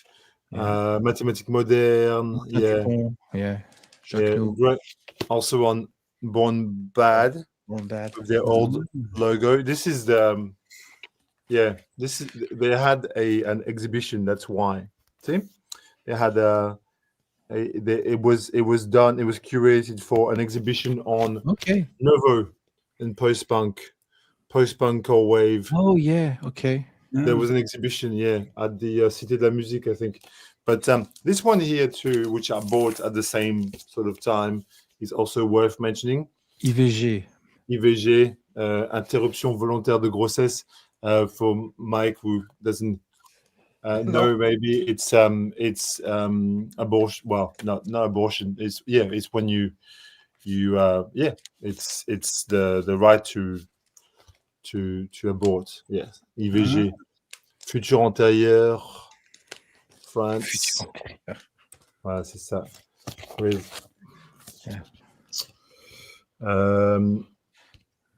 Another Ruth track. Ruth there, you can see. There's but the bands there are not. There's Nini Raviolette as well, who's sort of somewhat known, but so these comps are they came in that same kind of time. So a bit like the one you've got. Very similar. And I was really lucky because I found this one, which is in a way related, even though it brings something a little bit more to the table. This is an obscure project from everyone has from I think this one has been recorded in 86. Okay, you also have. Mike, have you got yours? Put the thing, and then you can have your you can have your thumbnail if you want. Yeah. Okay, thank you. And so a mix between a synthwave, full experimental with some marimba. And it works well because it's empire of sounds. That's what we're doing here. And the voice reminds me a little bit of Millésime Mercier des Clous. And you remember that soundtrack, Diva? I found those texture that shapes a little bit this experimental stuff. really works. Really works. Yeah. Diva, Yeah. the soundtrack for Diva for me is like it's such an amazing collection of. They've done it. So, have you got Mike the Diva sound? Do you know? Do you know the what we're talking about? No, I don't. It's a French movie from the 80s. And it's a bargain. It's a bargain. Right. I once what was to a place in New Brunswick, which is the other province, and they had, I think, 15 copies mint, sold Right. $1 each. Oh wow. But it's brilliant. It's a bizarre soundtrack. Yeah. I'll take it out. Oh yeah, you have, yeah. Yeah, I've bought so many of these over the years. I used to buy it for Yeah. everybody. Like it used to be a $5 album, but it's a mix between opera, modern classical in the sort of like Eric Satie kind of way, I and know the film. and ambient kind of like Yeah. Eno-esque ambient, and it's all works really well together. And it was composed by Vladimir Kozma, who is one of the greats of French film soundtracks. And the film is great. The soundtrack is amazing. I think it's Yeah. distributed by Avant-Garde Music Australia. Now it's a great cheap soundtrack. Which, yeah, you're right. L'Empire des Sons is probably in the same kind of wavelength. Right. If Right. you see this, Yeah. I've not really. I hadn't remembered that film, until you've mentioned it now. But yes, I can remember sort of many years ago when the TV station Channel 4 started in the UK. Mhm. They had a remit to sort of really be sort of something different, and they used to they used to show a lot of foreign language films. And I mean, admittedly, they'd show them at about midnight, but they showed them nevertheless. And I can remember watching that film. Yeah. Yeah, it was a short-lived little movement called le Cinéma du Look, with Jean-Jacques Benex and Léos Carax and Exactly. Right. people like Besson, Luc Besson, and they had this kind of very short-lived kind of new wave of like new wave. So they made Nouvelle vague of the a 80s. way, Yeah. and it sort of things like Subway and Subway. Diva, Les Amants du Pont Neuf. It's lots of movies. Nikita, in a way. Yeah. Which was interesting way of making movies, interesting visuals, like really kind of, and the storylines also kind of kooky and all over the place. Yeah. I see that Chris is here. Christelle, Chris is here. bonjour. Salut, Chris. Bonjour. We have a lot of French people. Yeah. Maybe we should speak in German. No, sorry. And Warum nicht? warum nicht? Okay, als nächstes kommt eine. Sorry. Eine Kompilation oder ein Album? I could continue actually in German because the next record I'm going to show has Please been the next record I'm going to show Ja, und zwar produced in the country called Germany. yeah, And this is very nice krautrock album. Yeah, but you Fred, you told us they were not from Germany. They were originally from Hungary. Yeah, and, some of them. I think half of the bands from Hungary. Yeah, and it's not I like think they lived in Düsseldorf or something. I think they were based in Düsseldorf, but were from Hungary. Yeah, and again a copy because Fro is asking. Yeah, I found this one in the Souffle Continu as well. That's the store. It's interesting. They have a very good section of what there is on their own label, but also some stuff like that. And this is pretty much accessible. It's to me, it's like with krautrock, Floydian influence, but yeah, very It's very accessible. Floyd. It's very Pink Floyd. Pink Floyd, Yeah, Hawkwind, a little bit. A little bit. Tangerine Dream is Yeah, yeah. Tangerine Dream, Right. Pink Floyd, Right. Hawkwind into a blender, and you've got Dumb. So yeah, Age of Yeah. Time. Yeah, for those who are interested. And a Mm. record I bought. We sorry we for Mike, it's not like that boring. For the French audience, it's something we keep on talking every But Sunday morning. Mike would be interested in this. Mike has got a very very open mind, and I wonder if Mike has got this record already. Come on then. Tell me about it. This is a Moshi, released in 1969 by a guy called Barney Willen, and this is as a result of a very bold and ambitious project they had. They wanted to undertake a tour from Morocco down to South Africa, and never managed to do this because of many issues. But they were in Africa with lots of recording tape machines, and they recorded like the village, the parties, the local musicians. And after Tribes, yeah. Mm. Right. yeah, and after 2 years, he was a saxophone player. This is jazz actually. So what they did, they took what they had recorded in Africa and then blended with saxophone texture, female vocal. So yeah, it's a double album. It's with tribal music, jazz, very hard to describe, and it's a voyage. It's Excellent. Excellent. yeah. Yes, it's like a road movie on vinyl. Yeah, and I think it was intended to be a movie, and you have a beautiful picture of There's a DVD inside of the thing too. there. That's There's a DVD. Yeah. There's a DVD, and usually it's sold at like 35, and because it has this damaged corner, I paid less than 20 euros.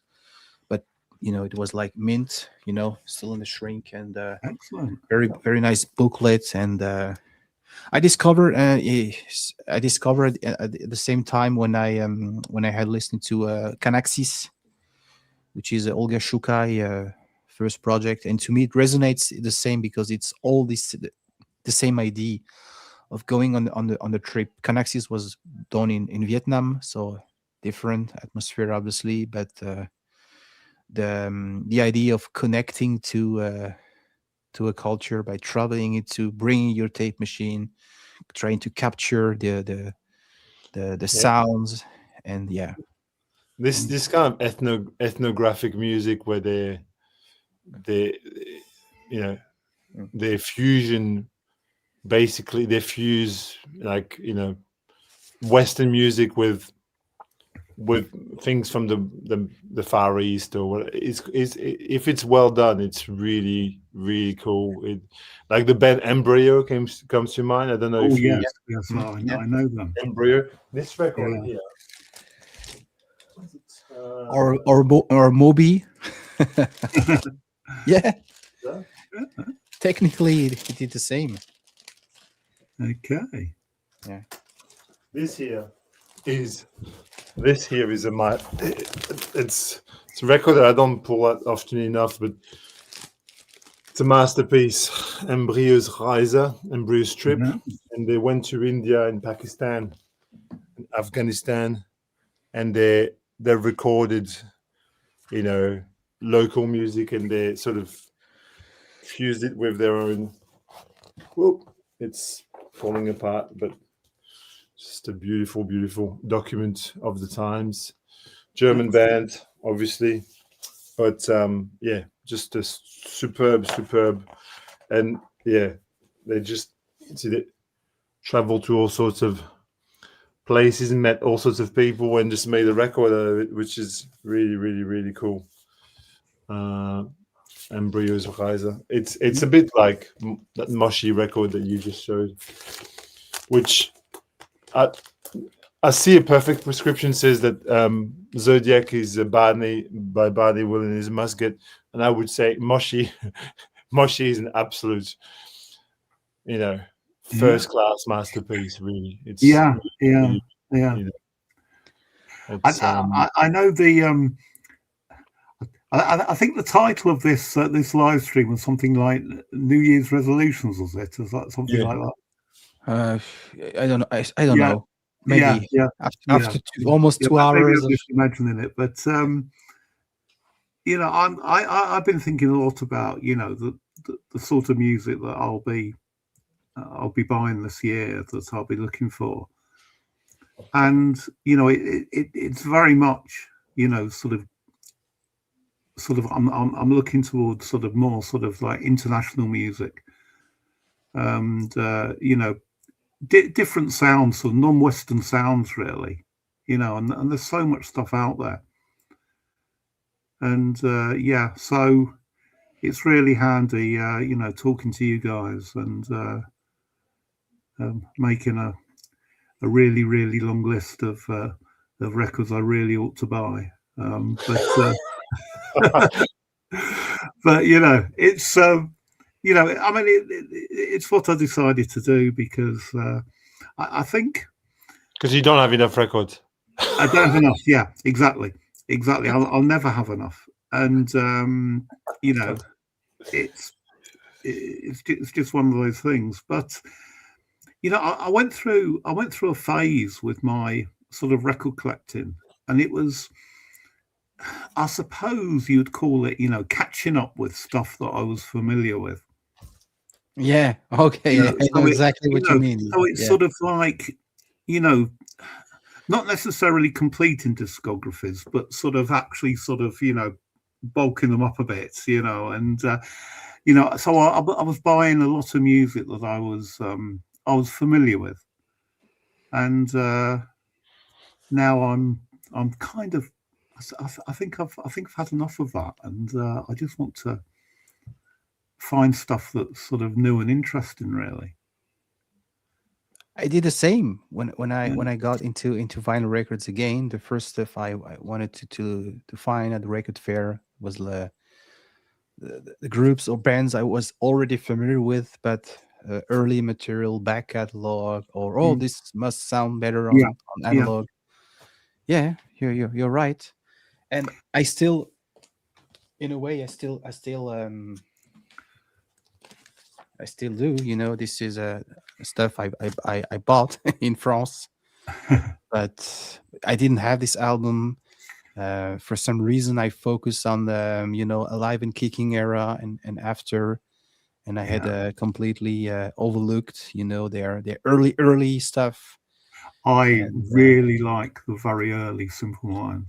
we had this live stream with Fred and Pinup about new wave, and I think Fred showed his album, and I had listened to Capital City, and I was like, "Who this is amazing! I need this Yeah, record." And yeah, yes, I They 20 had a years. very sort of crowd rock infused. The first couple of records are very, very much influenced, if not completely fueled by their love for Kraftwerk and yeah. other bands. I don't know if you've ever heard Real to Real Cacophony, which is I think it's their first album or their second album, Choco Blast. I'll show. I'll take it out. I'm making free advertising for the store in my Right. hometown. He had such a well curated section. Yeah. Is that where you got the harmonium record from? That's right. Yeah, Ah, yeah. right. Yes. I stopped by. I found this one and the one I sent it for Yeah. you. This record here, which is almost nothing to look at, it's so stark. There's nothing. It's embossed. I will say, Real to Real Cacophony by Simple Minds. So you would never think of this as a Simple Minds record.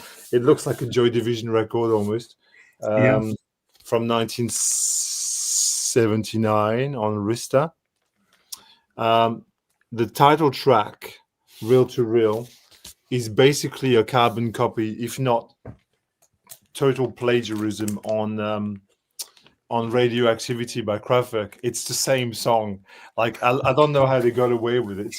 Right. It plays, it's Radioactivity. You know, they're just singing, and maybe it is Radioactivity, and I'm too stupid to have looked it up. You know, but every time I hear this, I think, oh, it's just Radioactivity, but with English lyrics, or with not English lyrics, but with their own lyrics on it, which is strange. But it's an interesting kind of object, you know, because it's very early, very rocky, Simple Minds. Yeah. I think the first Simple Minds record that I bought was a single, and it was Life in a Day, which I still really like. I've got that too somewhere. Yeah. It's funny. But It's funny you say that, because Brian from Embroidery Robot, he shared on his channel a documentary about a very iconic radio stations in Toronto, and I watched the entire documentary, and I think it was the golden era to me of radio station, and this was pretty much an avant-garde on the edgy radio, and was much more important because they claimed, hey, we were the first one. We ever played a Simple Minds, or YouTube will follow. Because of that, they could play in Massey Hall, doing the big venues. And they sent a guy to the UK. He discovered, oh, there is a whole punk scene. So he brought the entire, or what he could bring back, you know. And it was interesting, you know, very early 80s DIY spirit radio stations. So CFNY was called. Excellent. Yeah. Probably Darren, you know CFNY. Now it's called The Edge. The Edge. It has rebranded by the late 80s. You know, big corporation. They took over, so it wasn't the same mood. But yeah, just as a side note. Sorry. No, that's interesting. But you know, radio was so important to me when I was a teenager. You had the best. You had the best. The only one. Yeah. But it was. I suppose, you know, the internet is lovely. You know, you can find anything that you want, and you can sample anything, can't you, that you want to listen to. But I think, you know, growing up, you know, as a teenager, you know, before the internet and everything, and radio and the weekly music press were just so important. And, you know, finding new music was a very sort of communal thing.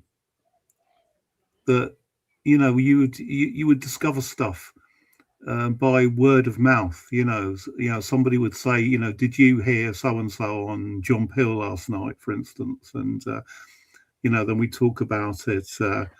You know, people would, you know, somebody would read something in New Musical Express, go out and buy an album, and say, you know, this is wonderful. And you know, it was all it was, as I say, a very sort of communal activity. You know, that you know, you needed to be around other people to really to get the most out of you know, what was going on, I think. And it was wonderful.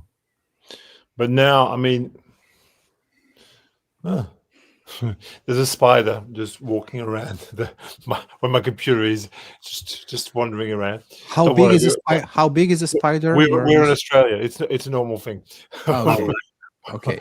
I live indoors. For those of you who think I'm going, no, it's a very small one. About this small. Is it a baby huntsman, or is that's only the head? Yeah. Anyway, I don't want to kill it. I was just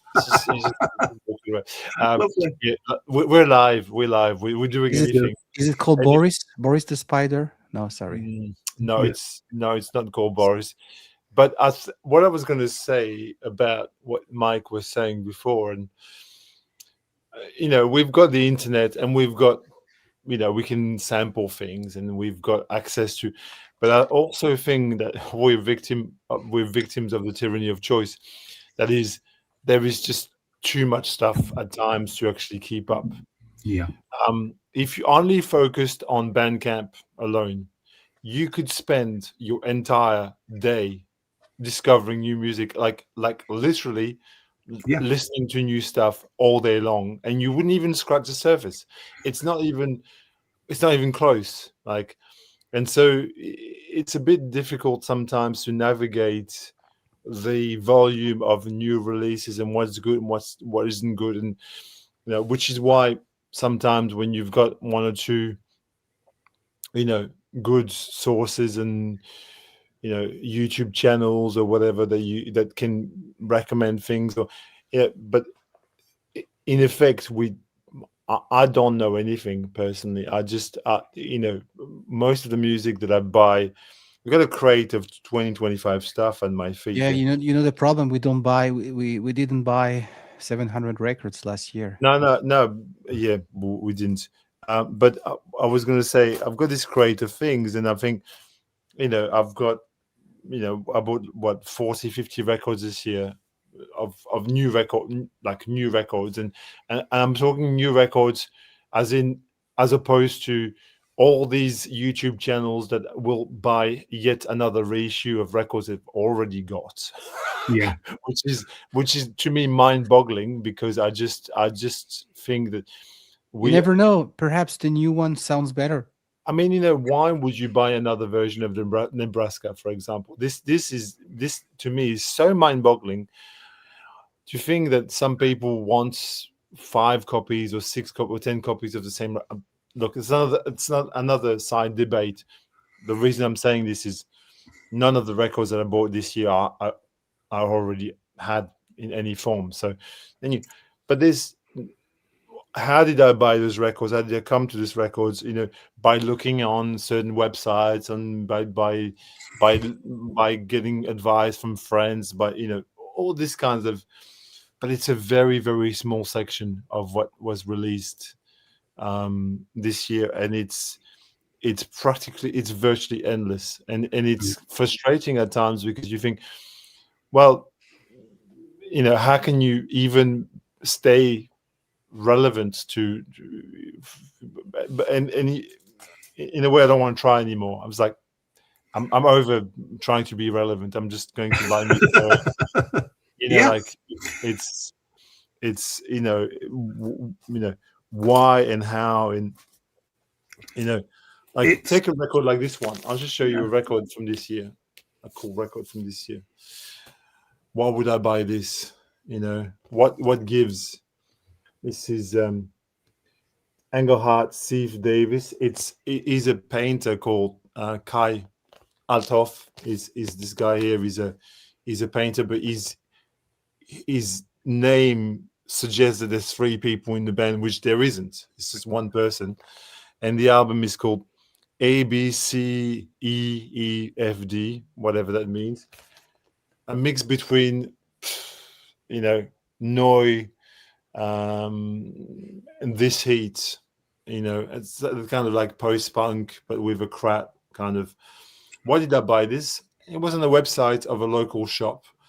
It looked interesting. Nobody ever said you should buy this, and I bought this and I really enjoyed it. But the point I'm trying to make is, there's this endless stream of stuff that just comes in our faces, and we're supposed to. I don't know. I've come to a point where I'm at the end of trying to follow what's going on. I'm like, no, I'm just happy listening to the music that I've got on my shelves and trying to discover things that I've already got. Yeah, I mean, I think that's all you can do, because, as you say, you'll never keep up with everything that you've listened to that you think you'd like to listen to again. Do you sit on your sofa on a Friday evening, you go on Spotify and check all the thousands, 100,000 of new releases that has been dropped that day? No one does that. No one. We don't even have Spotify, so. I said Spotify. I could have said Apple Music or all the new releases that just I don't suddenly available. I don't stream music personally. I mean, I will occasionally go on Bandcamp to hear a couple of things that maybe, but I don't. Streaming music is not part of my habits and my daily habits. I only listen to music here in this room, Yeah, yeah, and I've got 7,500 record CDs, so I don't need to go and stream things. I've got enough things to play. But I just think that because it's the thing, like, is endless discovery really, for me? I mean, I'm just talking about me here, and I think that it's a different perspective from every person here. But is endless discovery making me any happier in the music I listen to? And the answer is no. I feel that I've come now to a point where I need to take a step back and go, yeah, just let's absorb the things that I've already got here, yeah. if that's I possible. I feel that that's what I should be like. I should be thinking like that, and Yeah. I find it very difficult then not to sort of see something, because if a record is available, in a local record store or store online that I visit constantly, then I think that's that looks interesting. So then I go and listen. I listen to a bit of it online, and then of course I know I can buy it because it was on the website of a record store, and yeah, it becomes it becomes an endless cycle. But what I do know is that there are records in my collection, and every now and then I come across something, and I honestly think I can't remember what that sounds like. Exactly. So so if that happens, I get the record out and I listen to it. Yeah. But you're right. You're right. That we have enough records that we can, we can continue. You could sort of like just work your way through your record collection, and by the time at the end, you've forgotten what's at the beginning. I was going to say, Mike, that it's not a resolution per se, because I hate that thing, because a resolution is like, I'm going to lose weight or something, and then 2 weeks later you're still eating chocolate bars. But Yeah.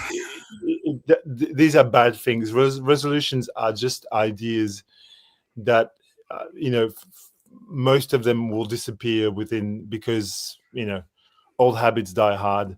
Yeah. But my 2026 journey personally is going to be, and Romu knows this because we've discussed it, but it's going to be to not buy records this year. I'm going to try to not. Yeah, I'm going to try to be, and I did this. I talked about this on my French channel on the live stream, and it sort of was the response was mixed. I explained the whole philosophy that kind of underpins this idea. That I think that I've come to a point where I need to absorb things. It's what you were saying just before. You get stuff in your collection, you don't know what it sounds like. You just go, "Oh, I've got this." Like, take this for example, this Killing Joke record that I pulled out before. I remember one or two songs, but I don't remember the record very much. Like there's, I've got, 30 odd John Coltrane record. I'd like to know that what some of them sound like in more detail.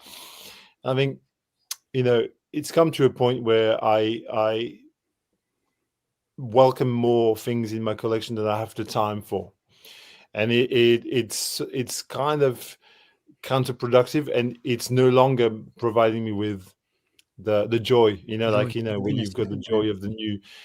I've got this box of 2025 which I'm still absorbing.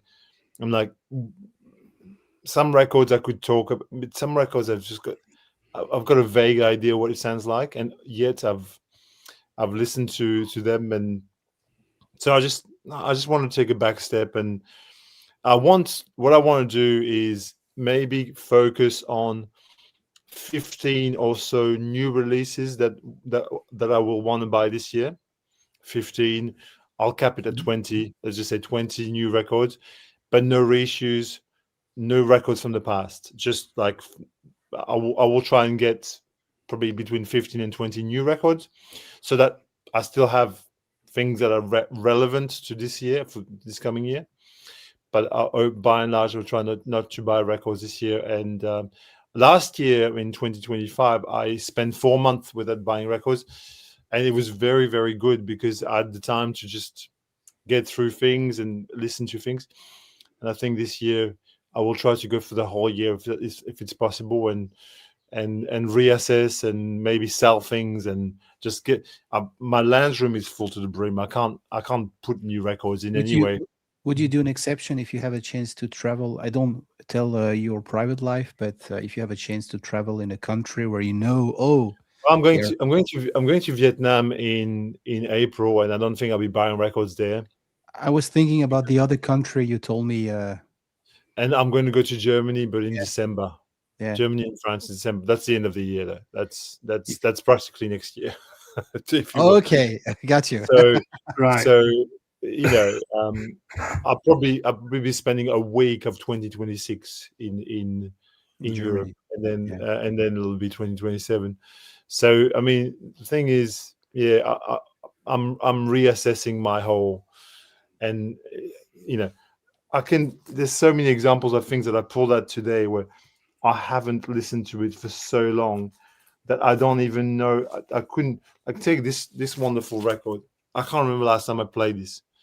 I really can't. And I think, why am I buying new records when I can't? At times I can't. I can't really interact with the things that I've already got, and we've only got a certain number of hours in a day, and at the end of the day, it's to buy another. This year I bought 250 records or something. It's not going to add anything to my, it's probably going to subtract things because I can't interact with what I've already got. You know what I mean? Like, if that makes sense. Yeah, absolutely. Yeah. But I don't want. I'm not saying that I'm not going to listen to current music. I will, and I will try to select things really wisely of new things. But I don't want to buy any more than say 20 records this year, tops, which is 1/10 of what I bought in the past year. I bought about 200 and I actually bought 330 records, but some of them were CDs. So will you do some special thematic videos about that? About, hey, stuff I rediscovered. That's what my plan for the future of my. I don't make videos in English anymore, but I do make videos in French and in German. And for the French channel, I will talk about records that I've been playing and rediscovering, and which is just as interesting in some ways as, like, the other day I was talking to Romu, and I pulled out this record which I hadn't pulled out for ages. Yeah, I didn't remember what it sounded like. I had this. So it's Anthony Rebob Kwakuba, who played in Traffic, and this is a great sort of Traffic-like record. We've got a band that's really a rock band, but it's also got Kenny Wheeler on trumpet there, as you can see, who's a British jazz great, and so it's even like pulling out things like that I've got in this collection, and like, I really didn't remember what it's in. Like, there's so much already that I can actually just find joy over here, and I'm like, okay, let's try to how much albums are you selling? Well, I'm going to try and if I could get rid of a couple of cubes at least of stuff, like maybe two cubes of worth of stuff to go, that would be good to start with, and then we'll see. Yeah. I mean, that sounds like a plan, Fred. But I would, I would like to have that sort of that discipline, really, But I find I just can't help myself. Oh, And and you know, nobody said it, nobody said I mean, yeah. I'm not. I want to say that I'm not. You know, this is my own path. Oh, of course, yeah, yes, understand. I understand that, I don't judge but I think you're other people. right. I mean, sort of deep down, if I'm to be honest with myself, I think, well, that's a good plan. That's a good thing to do. But I just feel that I would probably sort of fail at that. Mind you, I don't think I bought 250 records last year. So The Mm. thing with me, Mike, as well, is if I can add to this, is that um, you know, like I'm on the holidays at the moment, I've got time to listen to records, but on a normal day, what I I spend 3 hours in commuting every day. right, So my work is an hour and a half, and I spend hours on the train, and it's a long way away. Don't ask. People say, "Don't why don't you move closer?" I can't. Um, but the thing is, by the time I get home in the evening, it's often like 6 o'clock in the evening. I don't have that much time to listen to that many records. Like like I make time to put records on. But the thing is, when you receive new records all the time, basically, there's like new boxes come arrive at the front door. It becomes a race of, oh, I need to hear this. I want, yes, it's kind of, yeah. yes, Um, yes. You have to listen to them before the next lot arrives. like the other day, I had this thing where I saw a little a short on YouTube of the Mamas and the Papas singing California Dreaming, which I mean, I'm going to say I love that track. I think it's one of the greatest pieces of music ever written, and so it made me pull out. I've got a couple of Mamas and Papas albums. And Yeah. this is an Australian compilation on the World Record Club, which was an Australian branch of a label. And then I went, oh well, I haven't heard this. I haven't heard this John Phillips records for ages. Mm. This is a wonderful, wonderful record. It's sort of a country rock, 1971 kind of, yeah, on the same sort of wavelength as a Gene Clark record. I want to just Oh say, yeah. John Phillips, just really wonderful record with a huge cast with Wow. Al Blaine on drums, and I mean that's the Wrecking Crew basically. Amazing. And then I just went, oh, and I haven't listened Yeah, to the one is in his bathtub. Yeah. Yeah. the Danny Doherty solo record, which is also really a wonderful kind of baroque country rock record. And see, all this was spurred by one album, and I was like, and then, if I can add, then because I played this, then I played this Yeah. Yeah. Yeah. because because the cover of this was Yeah. stolen on this directly. Dylan admitted it. There you go.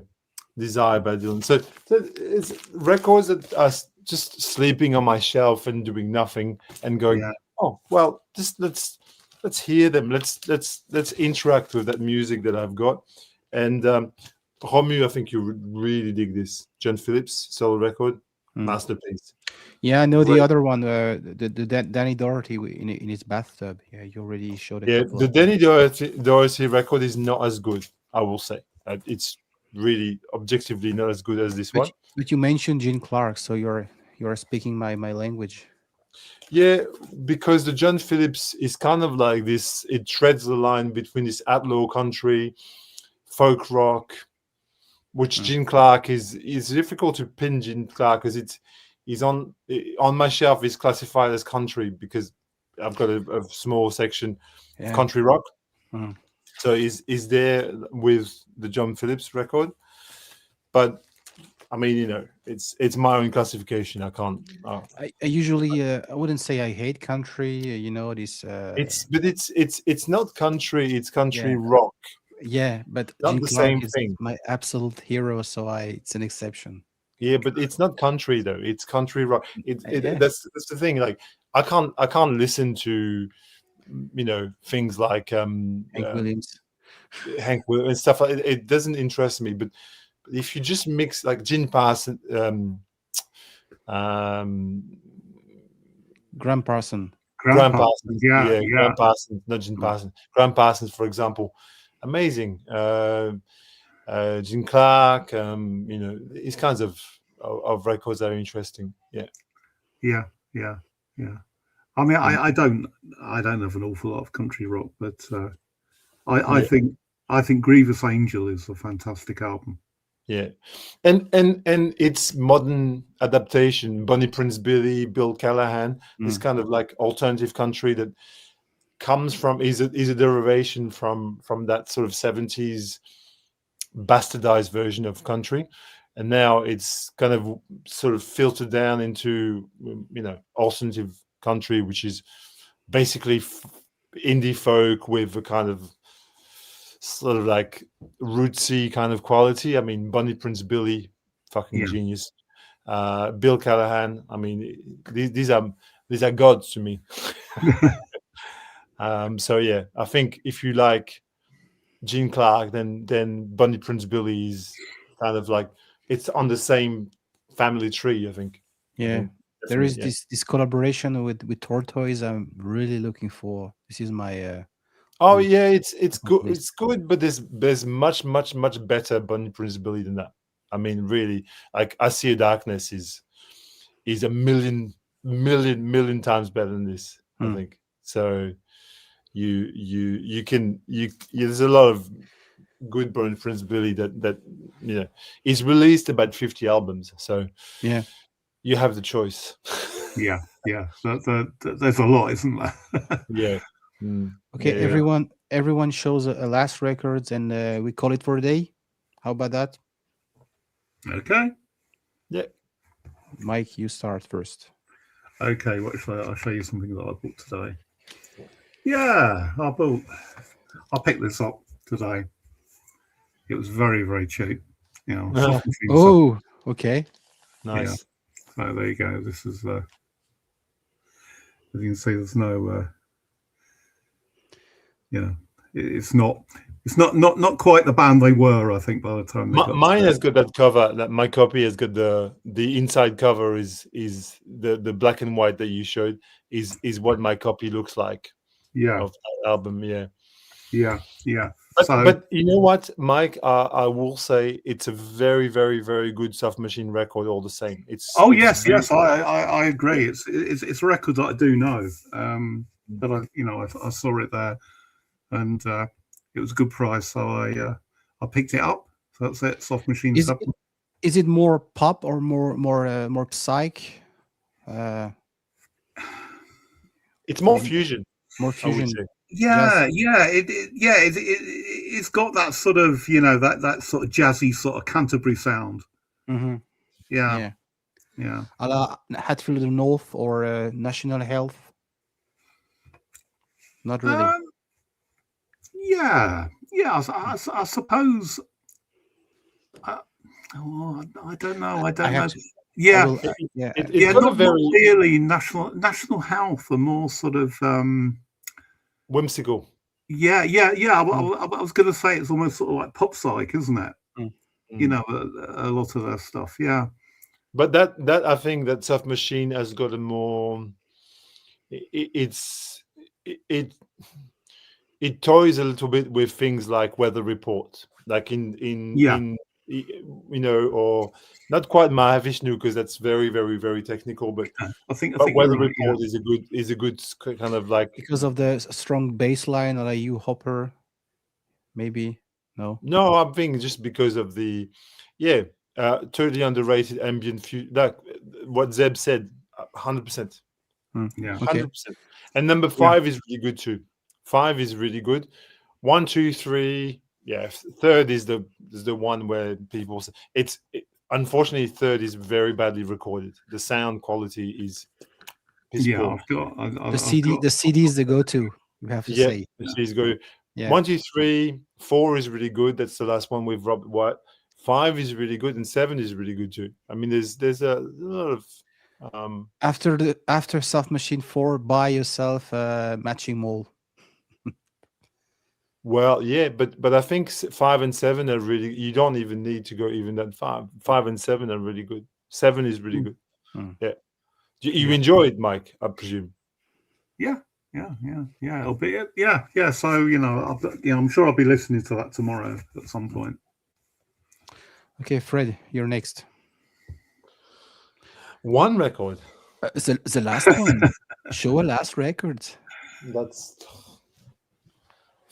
Hang on, 1 second. Billy Bob has got a point. I'll tell you what. I'll show you a CD just to piss you off. I quite like Ram. I love it. I love it. I love it. Yeah. So basically, the reason I watched a video on Ram yesterday on YouTube, and I've got this on vinyl as well. I got to say, I've got, but this one has got the extra tracks. It's a double version, and I was listening to the B-sides actually. But I think Ram is, for me, the best thing McCartney's done solo, easily. Like, Yeah. and it's also, I also place it higher than some Beatles records. I think in terms of the quality of the songs on it, I love this record. I just absolutely love it. And I know it's kind of almost a fashionable thing to say now, because these albums have been rehabilitated, like Wildlife, Ram, all these things have been revamped and made cool again, or whatever, or made cool, full stop. But there's a school of thought that says that this is the very first bedroom indie record ever, or it's kind of very sort of super homemade and yeah. I mean, it certainly does have a bit of a DIY feel to it, doesn't it? Yeah. I mean, I could show you a ton of other records, but I think I've listened to this more than a lot of records. Like, I know this really, really well. I mean, Long-Haired Lady, for example, or Uncle Albert, Smile Away, back of the backseat of my car. I've listened to the songs a lot. I just love this. I love it. It's unconditional love for this. It's that's mine. Okay, mine.